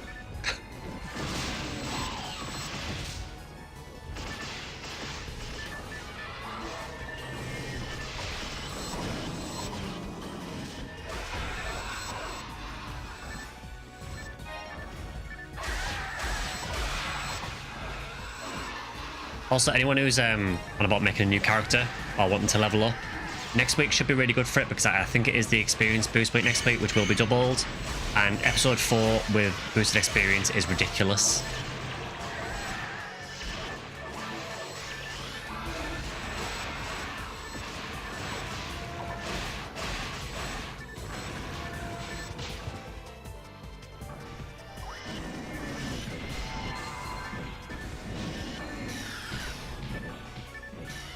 Anytime you try to dark floor in episode 4, a Babuta flings a fireball at you.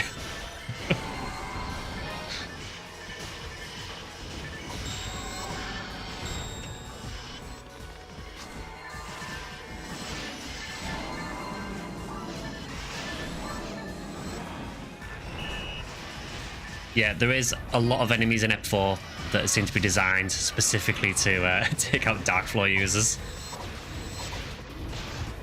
Obviously not the case because Dark Floor wasn't even available on the official servers, but it feels that way.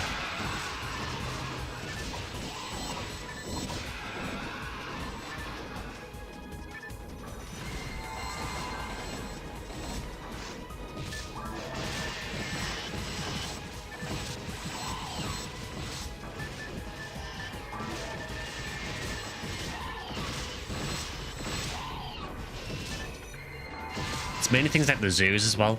I mean, Dolphin charges are obviously really bad. They're quite hard to dodge as well. Like that. Thank you for the perfectly timed demonstration there. But the laser beams that zoos fire as well, they can be really awkward to dodge. Because they do kind of track you a little bit.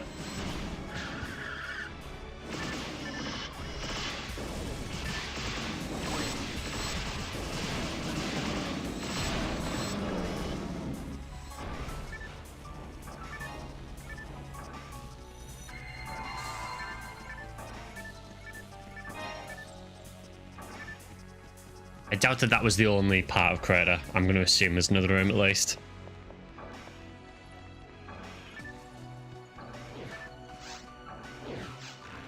There is another room.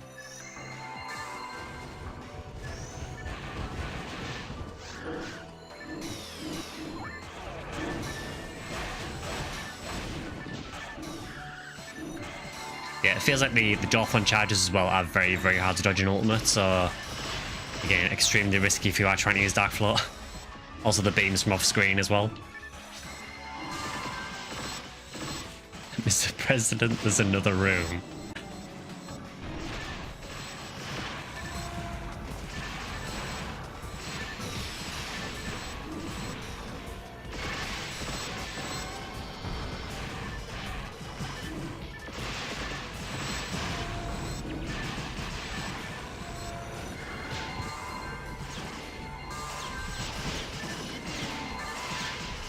It's mainly that initial charging when they spawn that's the problem.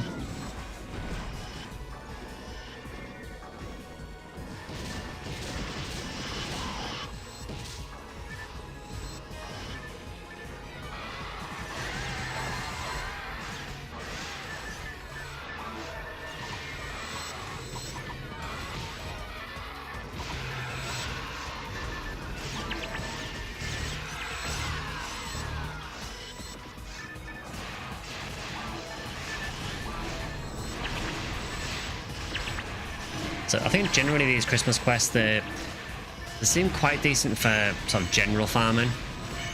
In terms of if you just want to hit an area and try and get a couple of drops from the area. I don't know if they're particularly great for farming individual stuff.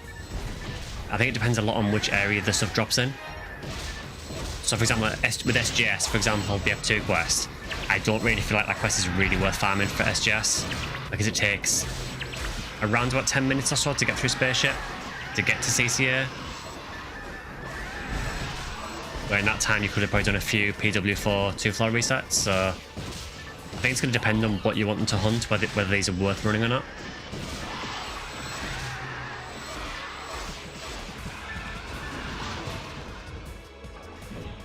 Also probably depends on how much you can tolerate Dolphins.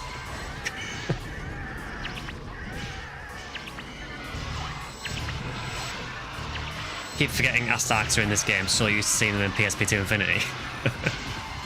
Yeah, they were here first.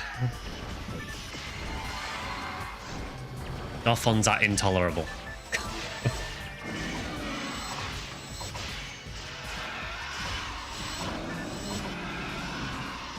Yeah, the Astarks, they do look a little bit different in PSP2, but they are from here.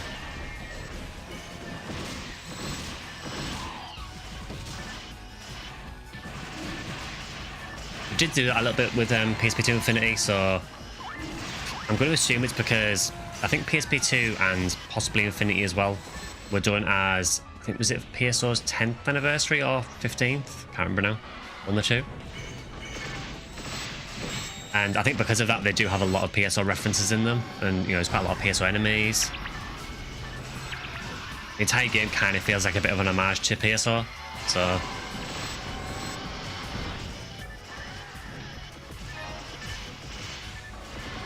Still holding out hope for something to be announced for the 25th anniversary. It has to happen.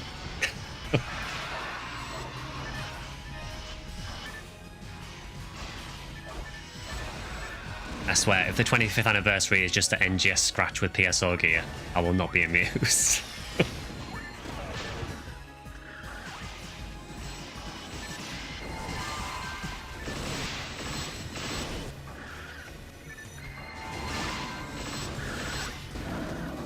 But it will be. I mean, unfortunately, I think that is extremely likely. I'm not necessarily against them doing a scratch in NGS. You know, it would be nice to see some NGS spec PSO gear. You can get PSO gear in NGS already, but it's all what's called PSO2 spec. So it's slightly lower res than the NGS gear.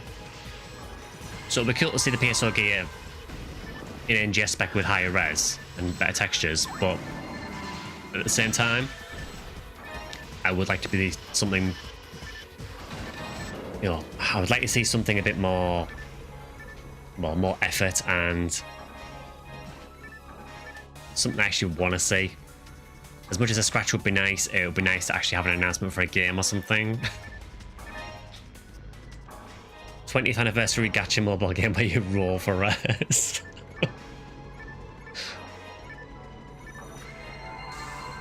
When is the anniversary? As far as I'm aware, I think the 25th anniversary of PSO for Japan is, I think it's December 2025, so it is a little while off. However, that puts it pretty much perfectly timed for things like the Tokyo Game Show.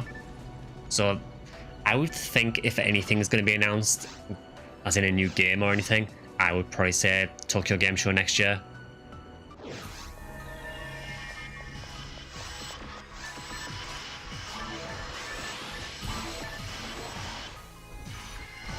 But there is a massive, massive amount of copium with that.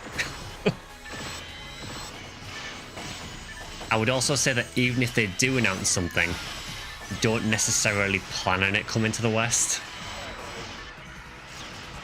I feel that PSO2 was an experiment. Obviously, you know, Microsoft, you know, Phil Spencer, they brought PSO2 to the West after, what, 7 or 8 years. I think it's done reasonably well, but I think particularly with like NGS, it's done, I think it's doing okay. But I would imagine it's probably not performing as Sega maybe want it to. So, I don't know. I think if there is another Phantasy Star game, I genuinely don't know if it would come to the West. I'd love it to, obviously, but I don't know.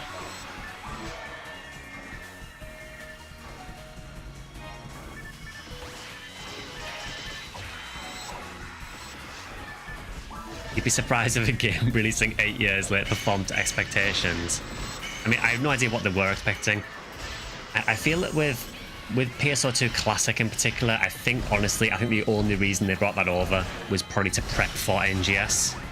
You know, to maybe build some interest in the franchise before NGS launched. You know, get people to play PSO2 and then go, hey, now you can play this new version that's launched. I think honestly that is probably the only reason we got PSO2 Classic in the West.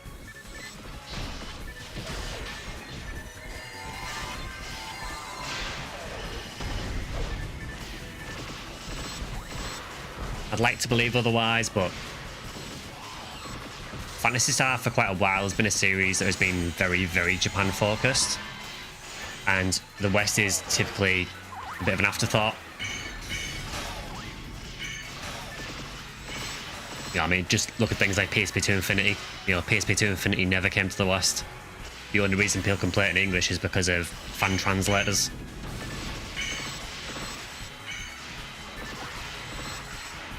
It shows in the translations too, yeah, pretty much.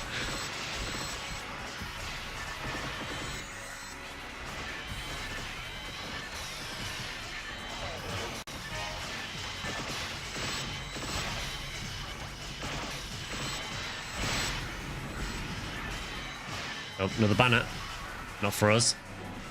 Someone has found a Lavis Cannon after defeating a blue slime, not a red slime. Wow. I think that's the... is it the Pinkle drop, I think? I'm sure that's like a ridiculous drop rate. That is a very weird Lavis Cannon drop.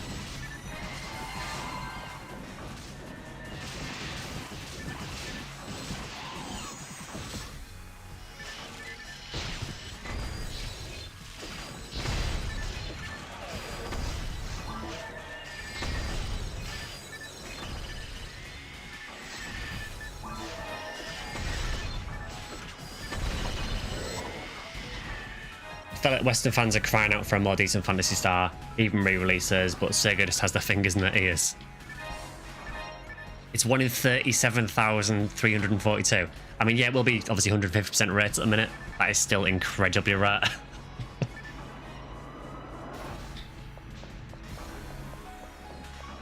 I couldn't even get the 1 in 21 from a red slime.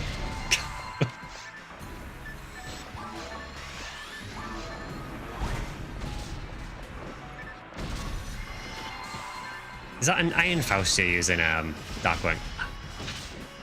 I never see anyone use that.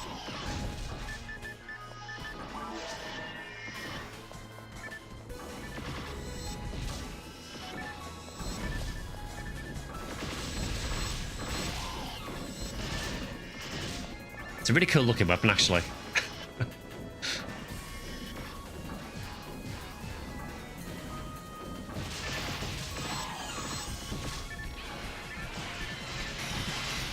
Yeah, Jaffia, it is pretty much that 150% rate. It is helping a lot of people get these drops. But even with that 150%, you know, that drop rate is still disgustingly hard.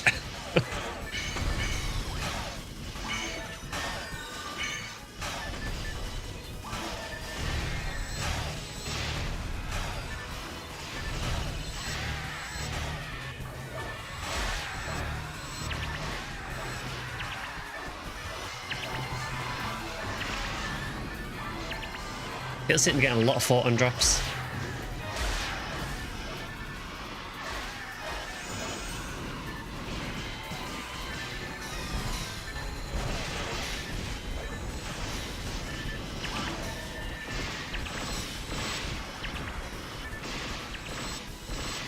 So I kind of did a bit of a double take when I looked at it, because you're so used to seeing banners for Lavis Cannon. It's not uncommon to see Lavis Cannon banners, but it's nearly always from the red slime drop, or maybe from Purple Num Tolors. It's usually the red slime drop for it. So the blue slime drop is really unusual.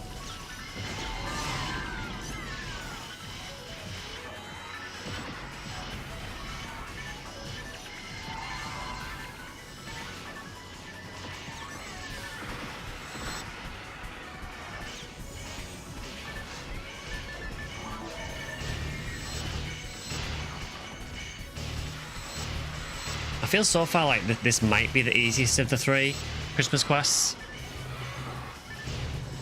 It was kind of annoying with all the Dothons in Crater, but some of the get the blue loose spawns like this not nice, but it's definitely a lot easier than the Ep 2 quest. And I don't, to me, it might be easier than the Ep 1 quest as well.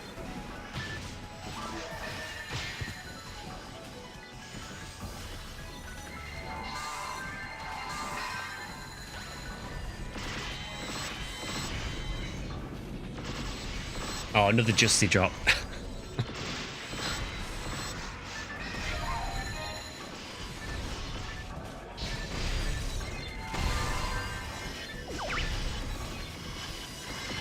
We literally cannot go a single class without a Justy.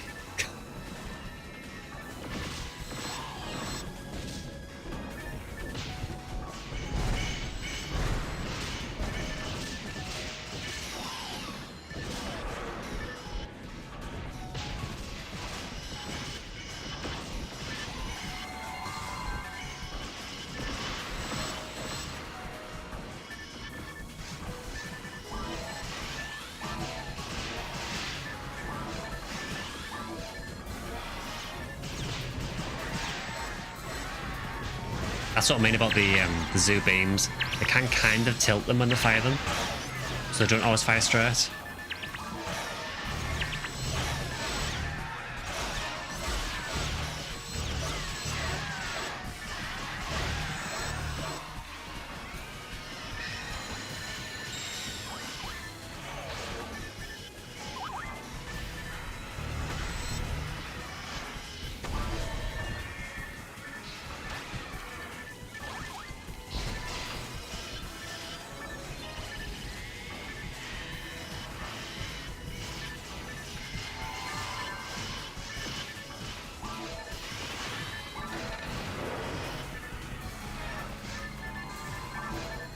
Still going, so there must be another room. I think they're normally about 3 or 4 rooms for each area.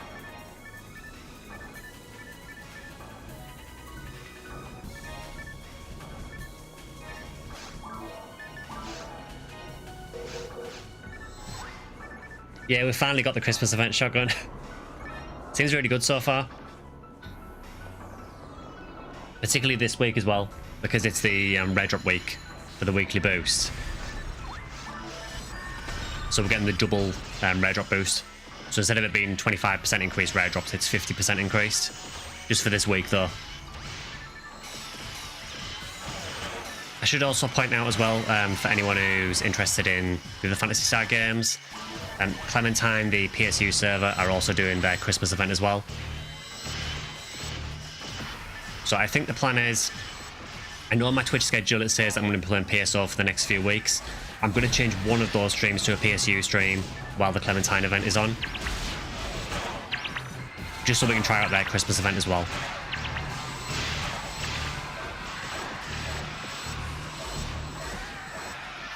And obviously if you play an NGS, there is the Christmas event in NGS as well.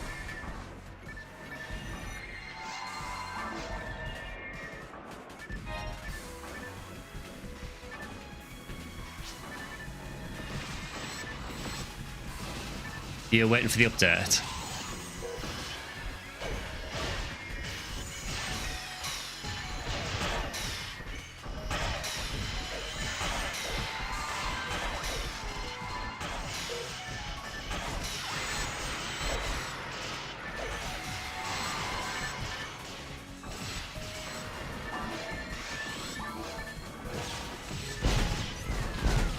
Okay, the spawns are getting a little bit more scary now. The most wonderful time of the year. I think if you're looking for rares or wanting to level up, I do think the anniversary event is probably better for that. But Christmas seems like a really nice balance. Problem with the anniversary event, which you'll know if you're watching the streams then, was that we kind of played it so much that everyone got kind of sick of PSO by the end.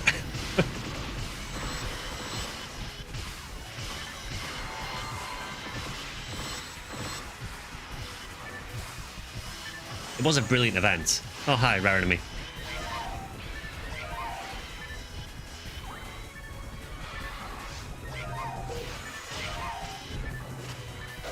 I'm going to assume it's probably either on a Philly Seas or a Flamberge drop.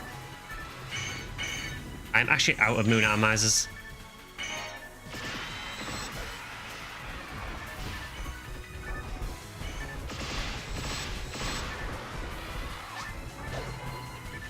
No, no reason not to apologise.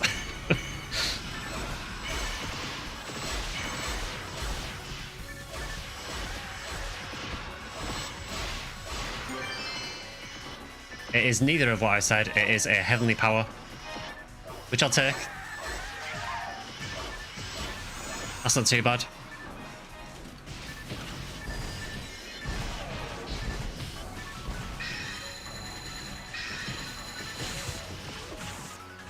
I'm not in a good position here. You're getting stuck on the plants at the edge. Better than a 0 hit or fairly says, yeah, you're not wrong.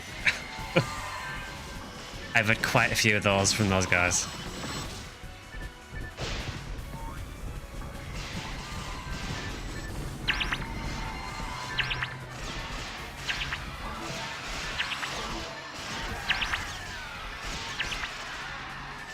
Being in the same room as Goethe is a bad position. Again, not wrong.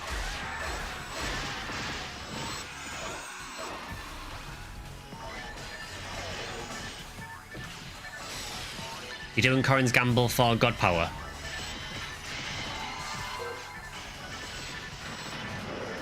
Yeah, I mean, I think Corrin, you can get some decent stuff from Corrin. Just be aware that you are likely to lose a lot of money doing it. Dirt McGirt.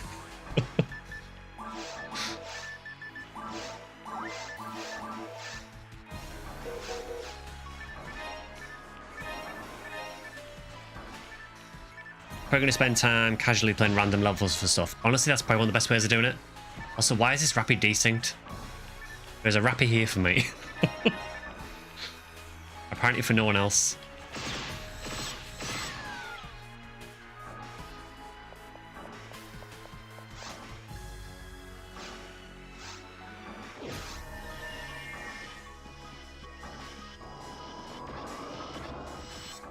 Oh wait, this goes to Subterranean Desert 3 as well.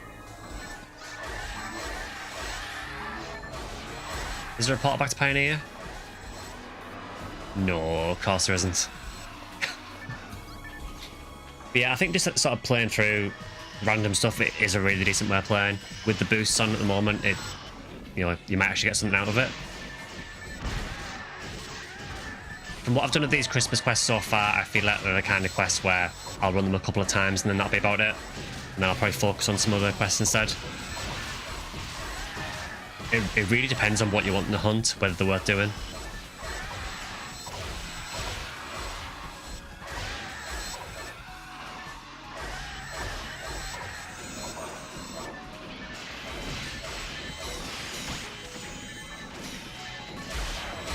Yeah, Draffy, if you're playing on Ephinea, I would say maybe don't spend too much money on Corrin for God Power.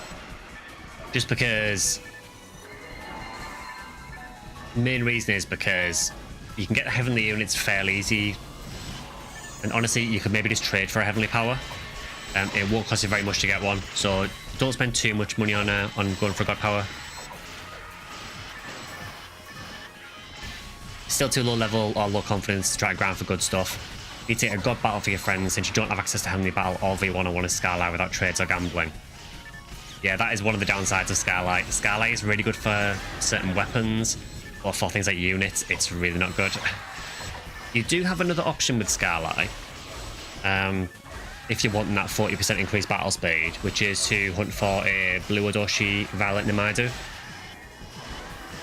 which is an armor that has a built-in Heavenly Battle. Downside is, though, it is a late episode 4 ultimate drop, so you're probably going to need a battle unit to be able to hunt for it. This is the week for SGS. Yeah, I think if you're going for SGS, this is probably the best week to do it. I wouldn't use the Christmas quest, though, personally. I would probably just do... Honestly, if you really want it, just run Phantasmal World 4 2-floor resets for the rest of your life.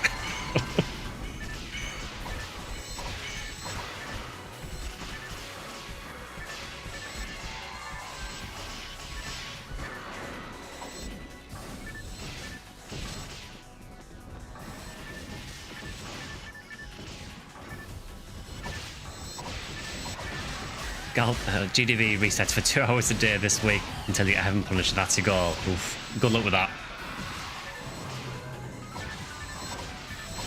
Yeah, I know it is. I know it's like, running reset quests is awful. It's one of the worst things. It's so boring doing it, but it is the best way of getting a lot of the stuff.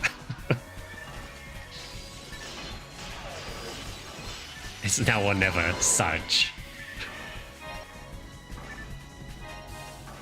Currently level 115 or something. Don't think you have the strength or equipment to take it on just yet. Probably not for Ultimate Episode 4. There is another unit that's like a step down from that, which is, I think it's called Black Odoshi Red Nimadu, and I think that might have a built-in God Battle. Honestly, I probably wouldn't bother going for that though.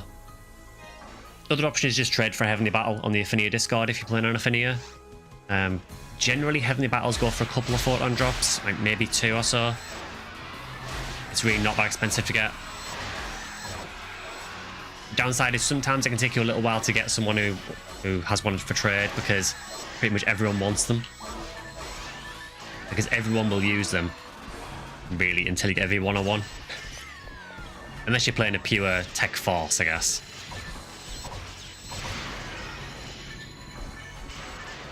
You're thinking about trying to get the Grass Assassin arms. Grass Assassin arms are generally really easy to get. The twin sword they make, it's not fantastic, but you know, if it's something that you want in the hunt, then it's not a terrible weapon by any means. Yeah, so one of the Black Odoshis, basically there are 4 different Odoshis. So there is Black Odoshi Domaru, which I think gives you a built-in general battle. Red Odoshi Domaru, I think, gives you a built-in, might be built-in devil battle, I think. Black Odoshi Red Nimadu gives you a built-in God Battle, and Blue Odoshi Violet Nimadu gives you a built-in Heavenly Battle. Generally, only the Blue Odoshi Violet one is worth using. And even then, most people will skip it later on in favour of either Heavenly Battle or V101. At your level, though, I wouldn't worry too much about trying to go for any of those. I'd maybe just... Honestly, even if you just collect photon drops and then just trade for something like Heavenly Battle, that's probably one of the best things to do. I am out of Moon Atomizers, by the way, so I can't revive anyone.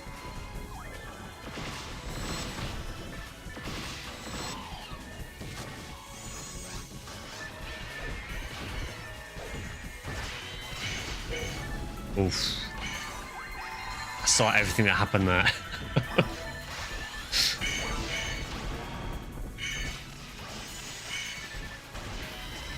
Or join us on Exard runs. Yeah, that is the other option. You could join us for Exard runs where we all try and get V101s and fail miserably.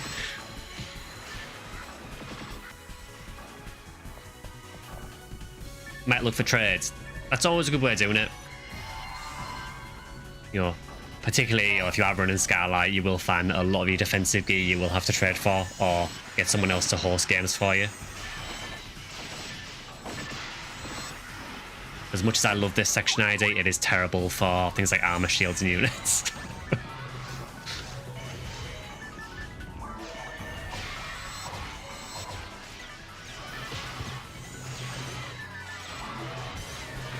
Pretty sure you just die over and over again.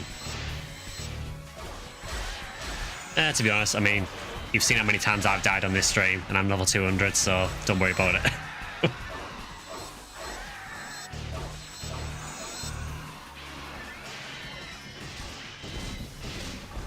Dying is just something that happens in PSO, honestly. Particularly in Ultimate, there are lots of things that are very cheap. It will just happen.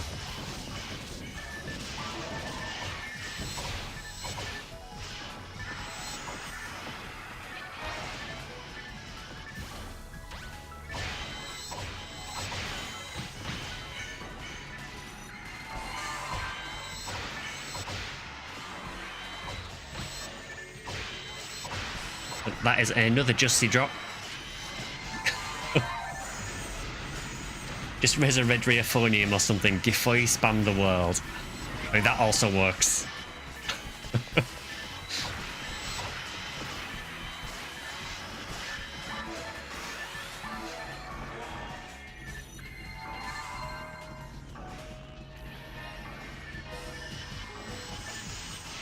Some of the crazier people enjoy being 2 or 10 points away from death for fun.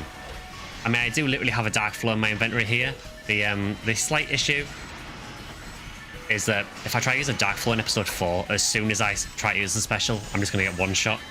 Because something will randomly hit me. Either one of these guys will body slam me or a Goron will hit me from halfway across the map.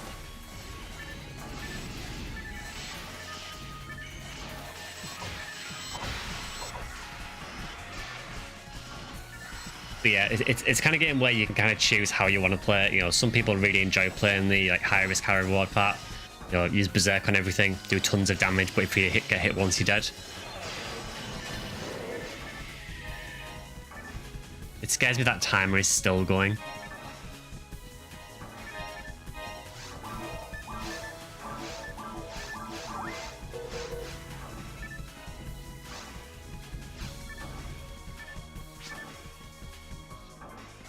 It is still not over, apparently, now. I don't know why this one is so much longer, but...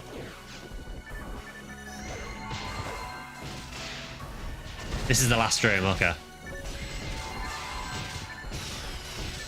That's great news, but also terrible news. You three-manned this and got a lot of drops. I'm glad to hear that.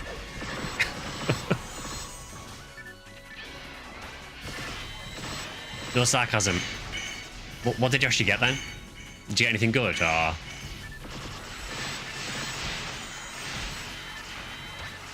You got a Liberty kit. Oh, nice one.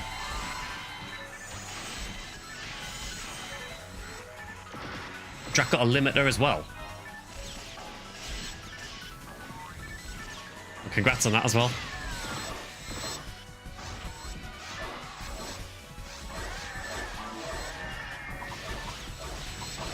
Remember when I said Viridia drops limiter? Back in January, yes. Yeah, and then we did nothing about it and hunted it every other way.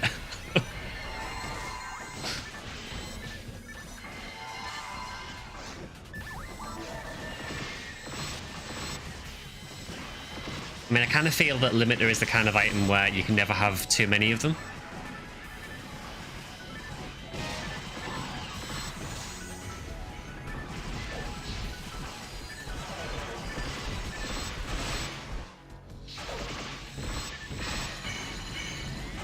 Limiter stock's crashing as we speak.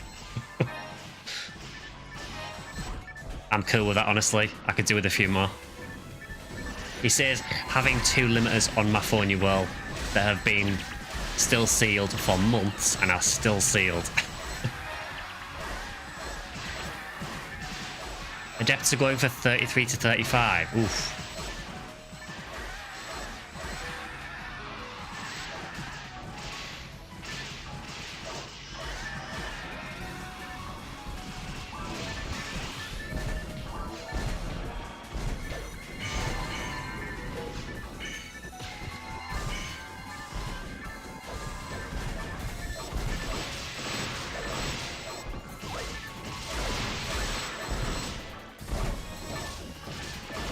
Yeah, there's some very nasty spawns at the end of this, actually.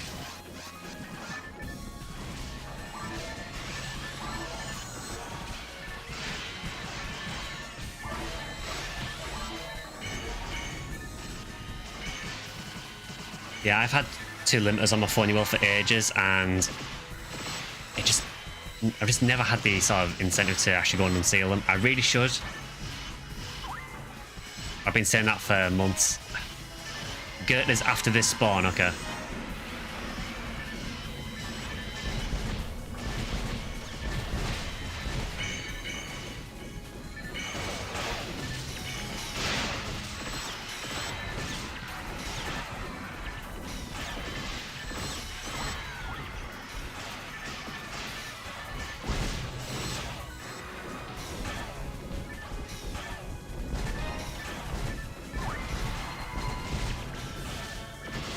Green is great here too.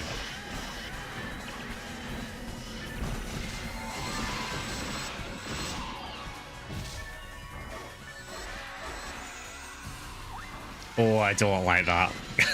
That is awful.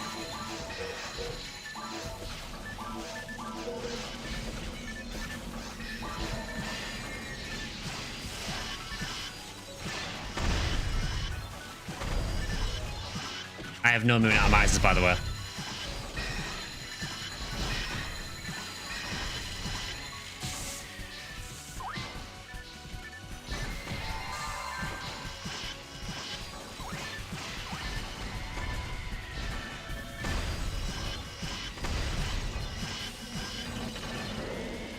Yeah, that last spawn is horrible.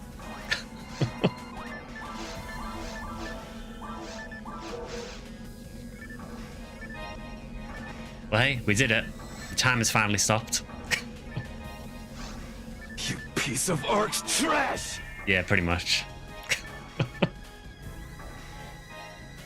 That's what I feel like every time I see one of those girders. I can't stand them. Demon Slicer's time to shine.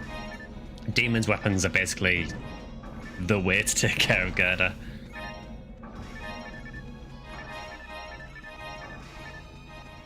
They dropped Nye's Claw though. I mean,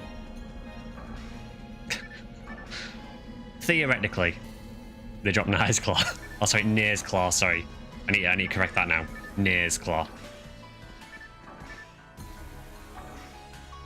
It's a 1 in 8k chance here from mini boss. I mean, theoretically, Skylight Gigas drop SGS. Theoretically. What was that? Demon's Needle with a Hell Special. Why am I like this?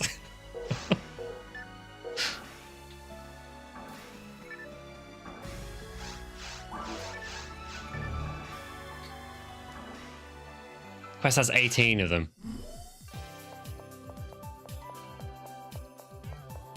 It is a lot of Gerta Blulus, that, like, far more than pretty much any other quest, I think.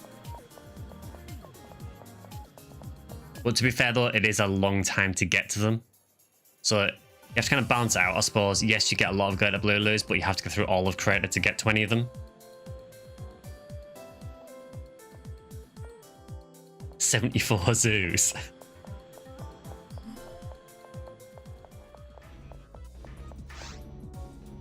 So what's worse, the Dorphons ambushing you every other wave and then getting ganged up on all these Gerta spawns. They're both pretty bad, yeah, for different reasons.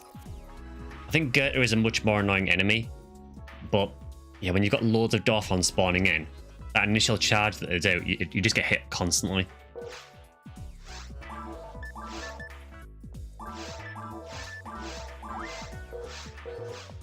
But hey, we got Heavenly Power. Any zoo above 0 zoos is too many zoos.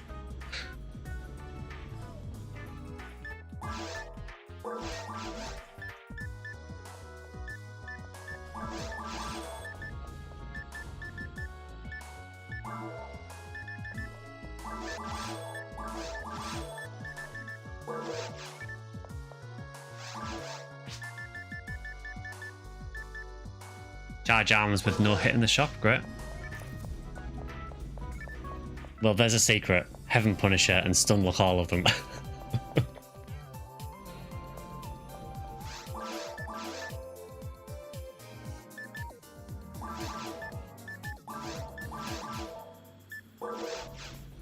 Cries in humour. Yeah, poor humors.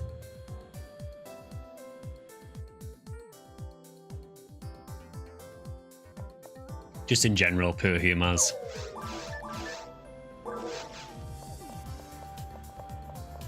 Yeah, just go kill 12 Mericarol, or sorry, 12k Mericarols, and then you can get your own Heaven Punisher.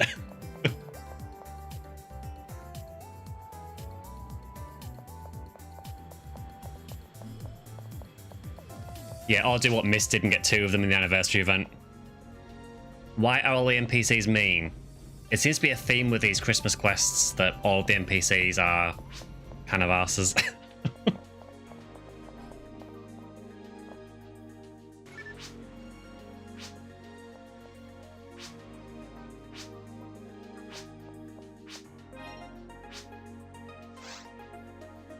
What would I like? A slice of cake or one delicious cookie?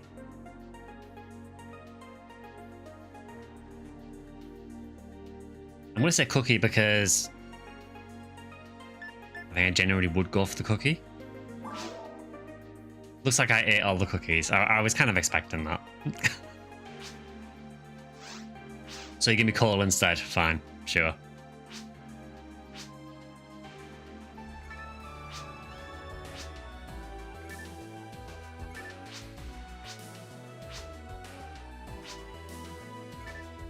I'm not even going to ask why you need to change your underwear. I think that's just better left unsaid.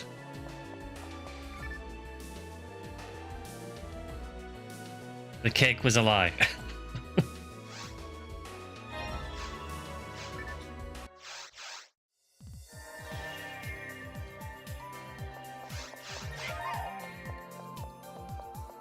Yeah, overall, I think I do like this Christmas event for the most part. The quests are the kind of quests where I'm probably not going to run them a huge amount. I think I'll probably use the event to hunt in other quests for gear. Apart from I'll probably still run caves quite a bit for the slimes, because that's really, really good for hunting red slimes. But yeah, generally I think the quests are pretty decent overall. They are quite annoying, they're quite challenging, but the enemy counts are huge, so they are potentially good for hunting some stuff. I think a lot of it is just going to depend on what you're actually hunting and where it drops. Realistically, if you're hunting something in ruins, it's going to take you a long time to get there.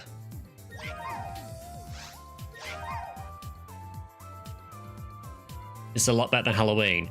I think the Halloween cookie quests, I think are probably better than this, just because, again, they were very sort of dense enemy count in quite a short space of time, and with the boosted rates. But yeah, the big downside with the Halloween event obviously was the fact that you needed the cookies to be able to do the quest in the first place. Where this, at least everyone can access it, everyone can try the quests. Even if you're really low level, you can still play around in the low difficulties and do these quests, so I like that. You can actually get Halloween cookies from the presents, by the way, as well, so you can still go and run the Halloween quests if you get a cookie drop.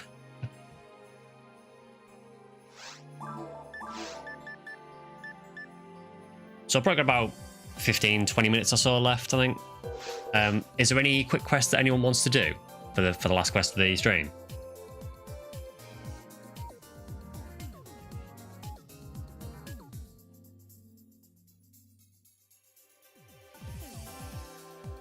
Also, this stream is flown past. Exide or TTF for Red Ring. I mean, yeah, I mean, it is kind of the week for Red Ring, isn't it, really? As much as I hate TTF, realistically, 150% rare drops on Red Ring seems like a very, very good use of it. 2-flot SGS run.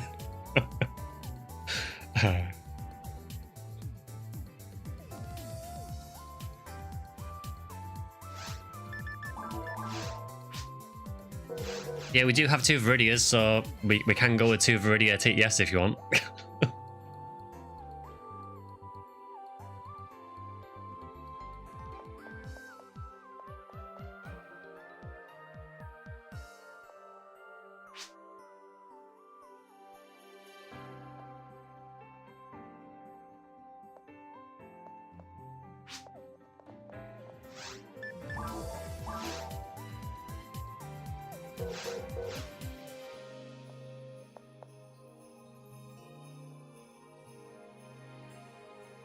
It feels like everyone is rangers. I admit, need to admit food because you haven't eaten since you woke up. Ah, no worries, Nimu. And thanks for the games as well. So if you want any help trying to find gold as well while this event's on, just let me know. I'm happy to help anytime.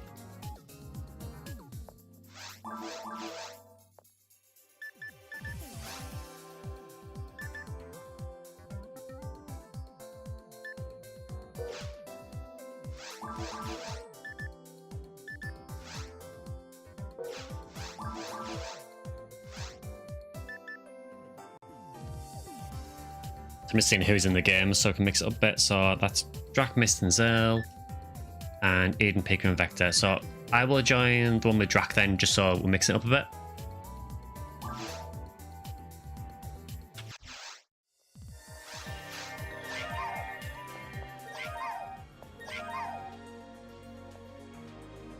Yeah, so we'll do this TTF run, or Exide, or whatever we're doing. I suppose TTF is a guaranteed chance at Red Ring, isn't it? Dark Flow only run. I mean, I can do it, but you'll be reviving me constantly.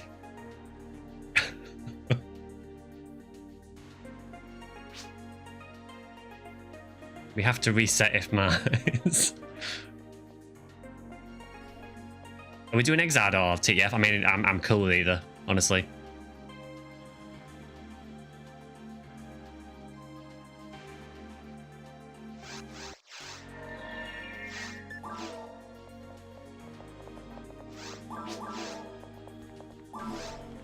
Believe in the RNG.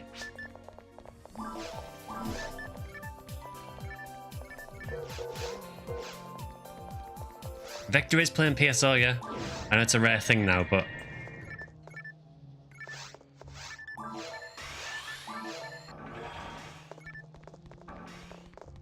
I like how he didn't notice me for the whole stream. Yeah, we were literally playing with Vector last run.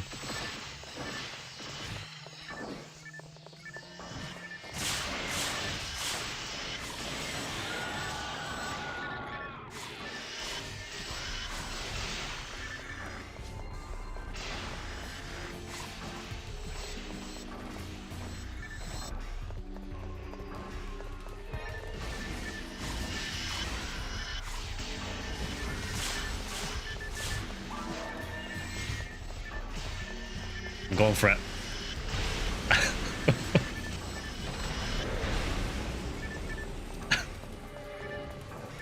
This is going to backfire horribly, I can guarantee you.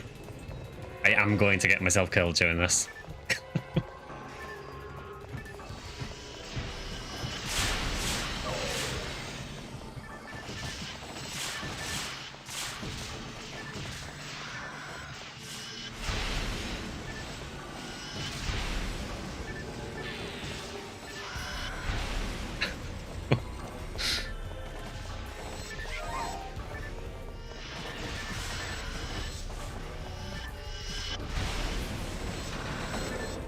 It is a really cool weapon. It's just very hard to use as well.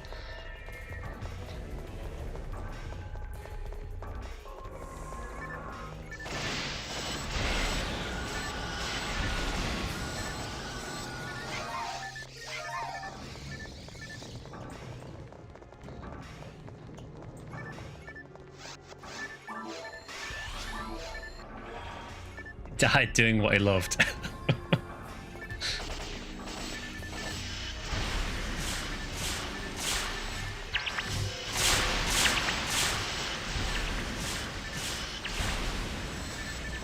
It is so strong. Oh, we got a Gearbolg. Viridia confirmed.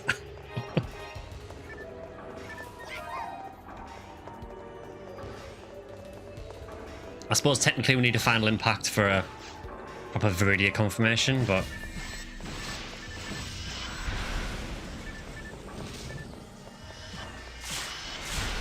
I mean, there's no way I can go for the whole quest and survive.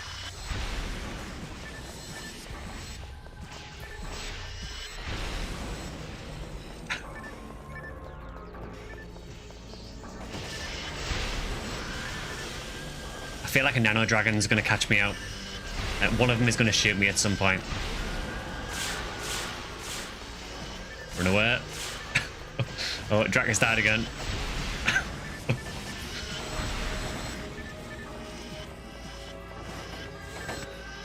Kilniath misses me but doesn't remember me.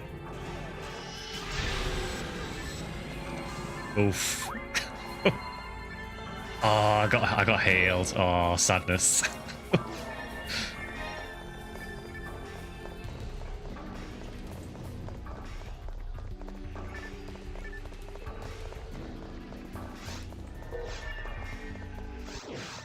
So I can confirm that a 75 hit Dark Floor is, as you'd probably expect, pretty good. This is not going to be nice, is it? This is going to suck.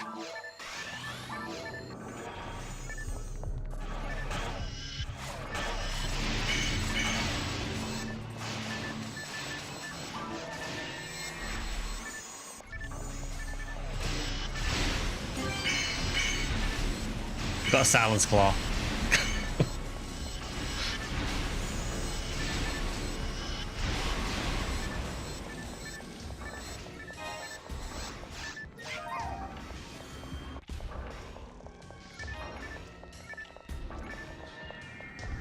Would you like Del Sabers with your Del Sabers? Yeah, the spawns in this quest are quite nasty. There is some very, very big spawns in this. And running around with this much health is probably not advisable.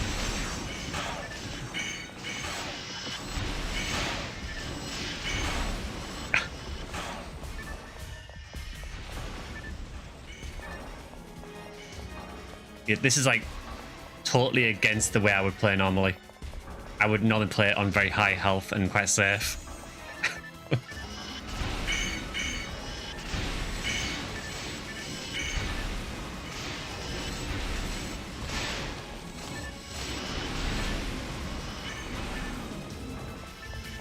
I don't know how I survived that there.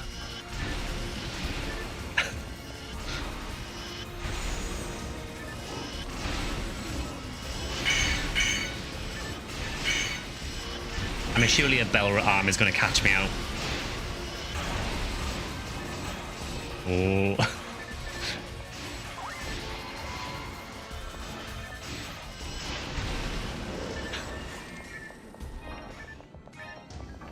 You also wouldn't cause huge explosions. You wouldn't know.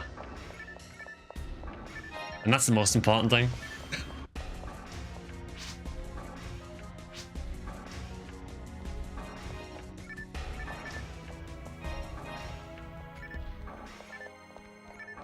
I feel so sorry for Zale and Mist, because a screen's just gonna be full of dark floor.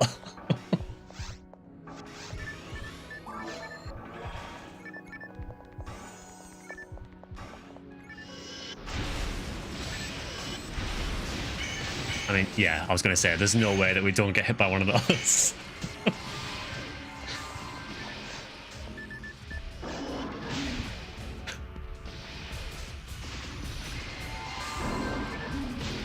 Yeah, this room is not conducive to a dark floor environment.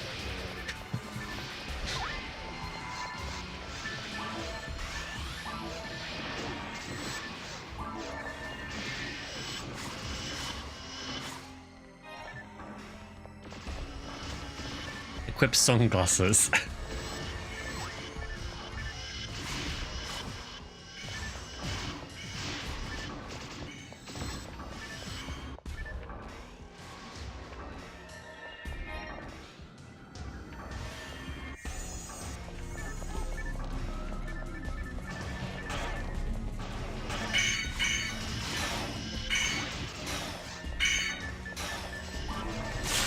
I mean, I'm going for it still.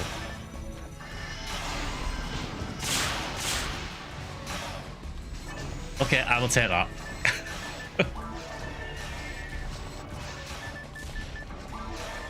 Actually, we have mag invincibility.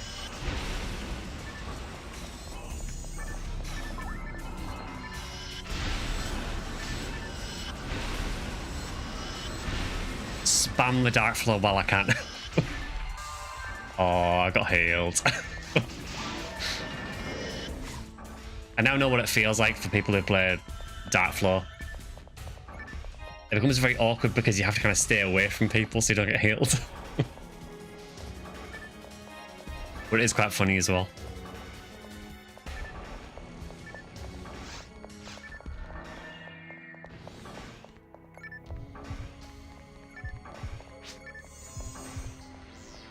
Yeah, oops.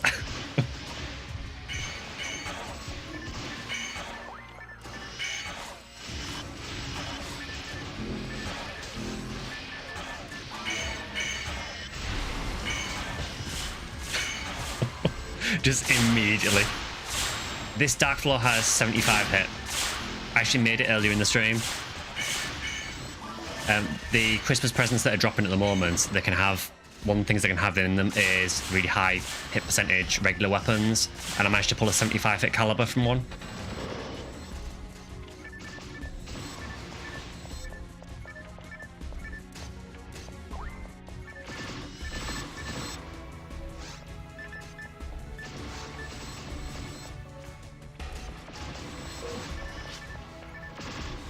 If you're prone to epilepsy, be advised. Yeah, it's not particularly nice, I suppose, yeah, if you don't like flashing images.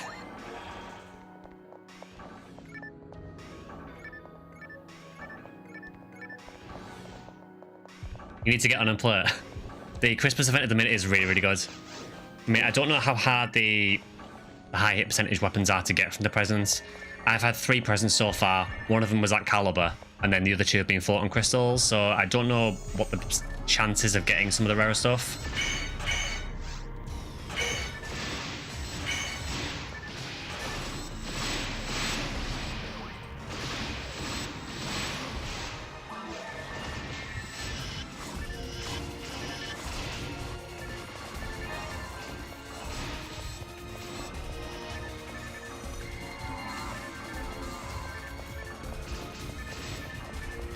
Still got Halloween cookies you haven't burned.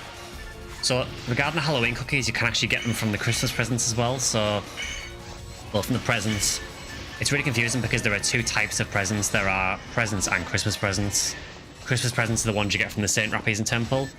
The ones that are just called presents are the ones that you get as random drops from anything. But yeah, one of the things you can get in them is Halloween cookies. I hope you have better luck with your Halloween cookies than we have with ours, though.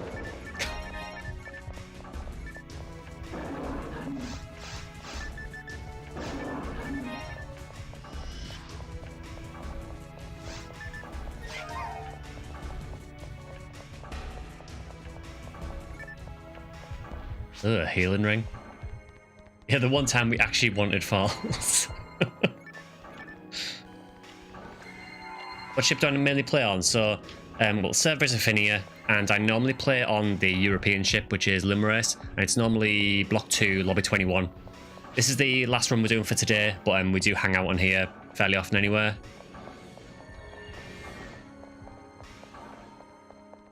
So yeah, Limerace 2, Block 2, Lobby 21.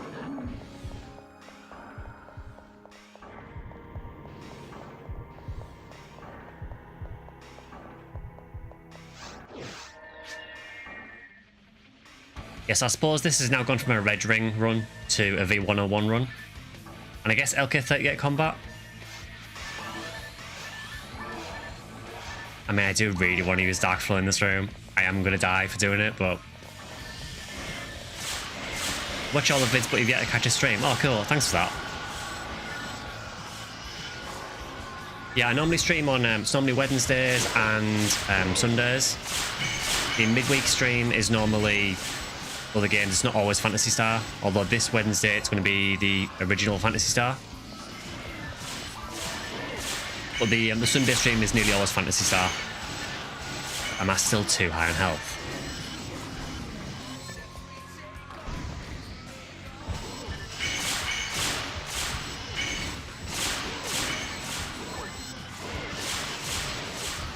Is that low enough? Oh, I've got a V101 PD.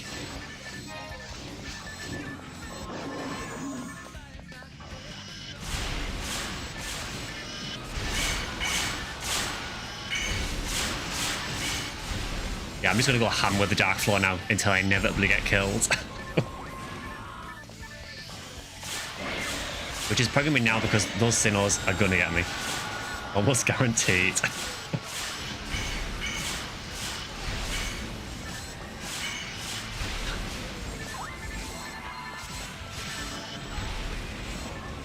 Yeah, I don't know how I dodged those. Something is going to catch me out.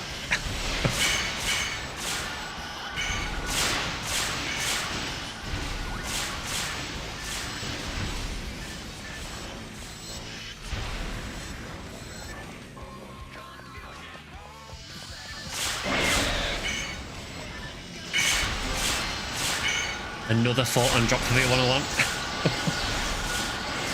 Oh, that's so loud.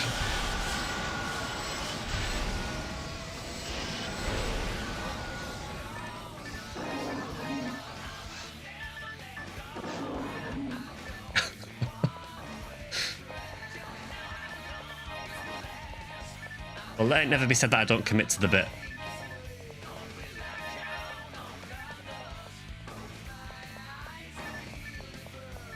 Downloaded most of the series on Steam Deck, PSP, PSP2 Infinity, PSU on PS2, PS0 on DS, Nova on the Vita. I'm going to take my time and smashing through them all.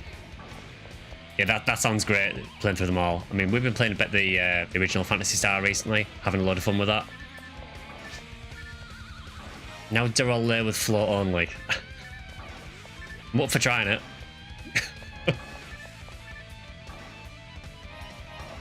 There is a BGM behind the sounds of the Crimson Assassins crying out in pain. I think what it is, I think because there's so many of them, because you quite often use like multi-hit weapons, a lot of them die at the same time. So the sound kind of stacks.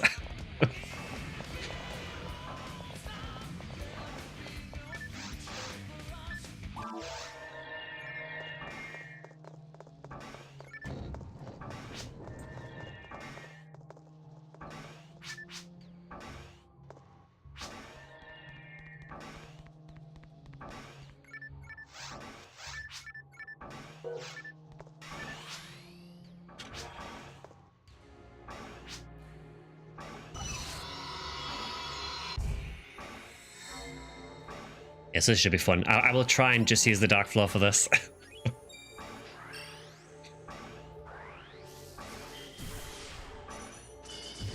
Yeah, I think it's because I think Nova is one of the only ones I haven't tried because I don't have a Vita.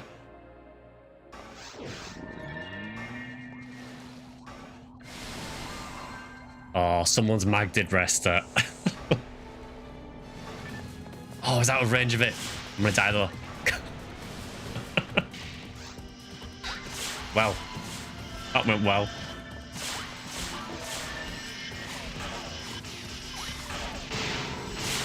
Wow. Why is Durrell lit harder than everything else? He's gonna die before I actually use it.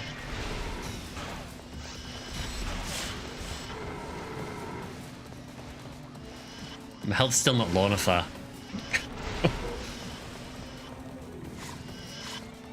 Unless.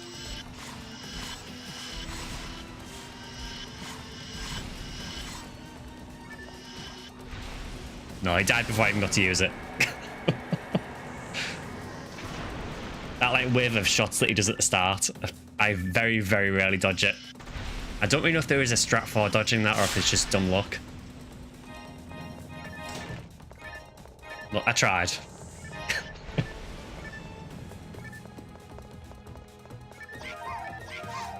Oh, Zell got a LK-38.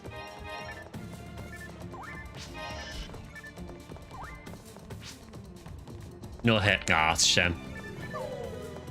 Still not a bad weapon, though. Be really cool to get one of those with hit, though. Oh, well, we tried. Yeah, that is a really, really fun weapon to use, but very, very dangerous.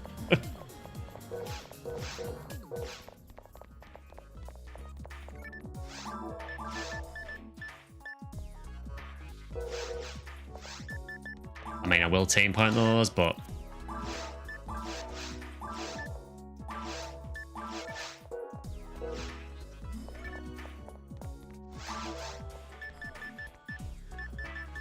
It's kind of funny how easy that quest felt compared to the Christmas ones.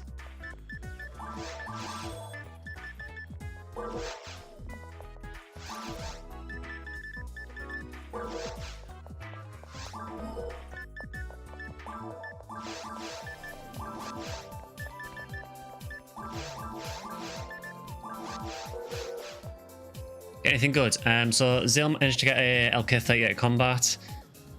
I got PD'd on V101 twice.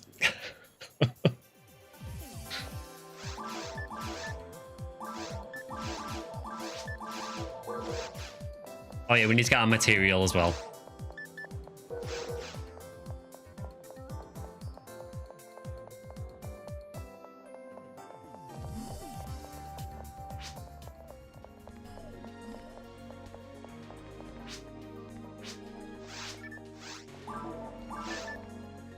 Oof, defense material. Oof.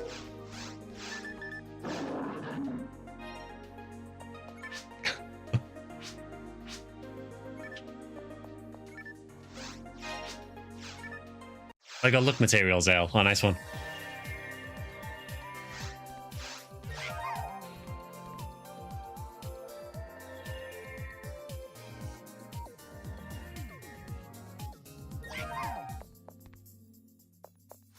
How's the other team doing? Are they towards the end? Oh, they got falls on their run.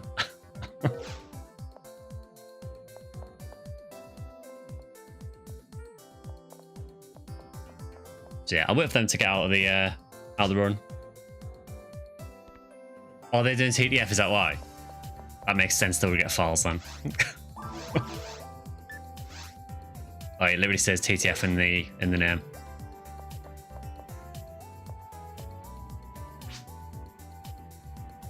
Yeah, imagine getting files, yeah. So overall, I think pretty decent haul. We've got a fair bit of call that we can use to go towards more presents. Yeah, obviously, that is probably the highlight of the stream.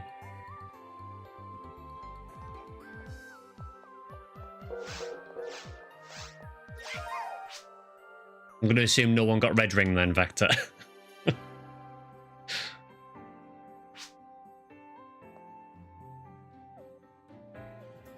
Not the 75-hit caliber.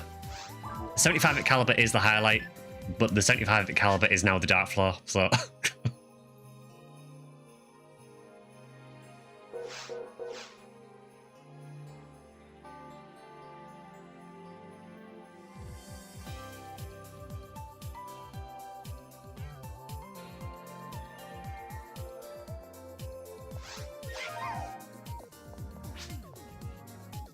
Xmas came early for Sky. Yeah, apparently so, yeah. Yeah, and you got Limiter as well, yeah. So really, we've had a really good stream, honestly. I mean, I guess 150% rare drop rates plus Christmas quests does help a lot. But, yeah, I mean, what, Limiter, 75-hit caliber, Liberta kit. You know, some good drops. I mean, to be honest, Liberta kit, even if you don't use it, it's still worth a little bit anyway.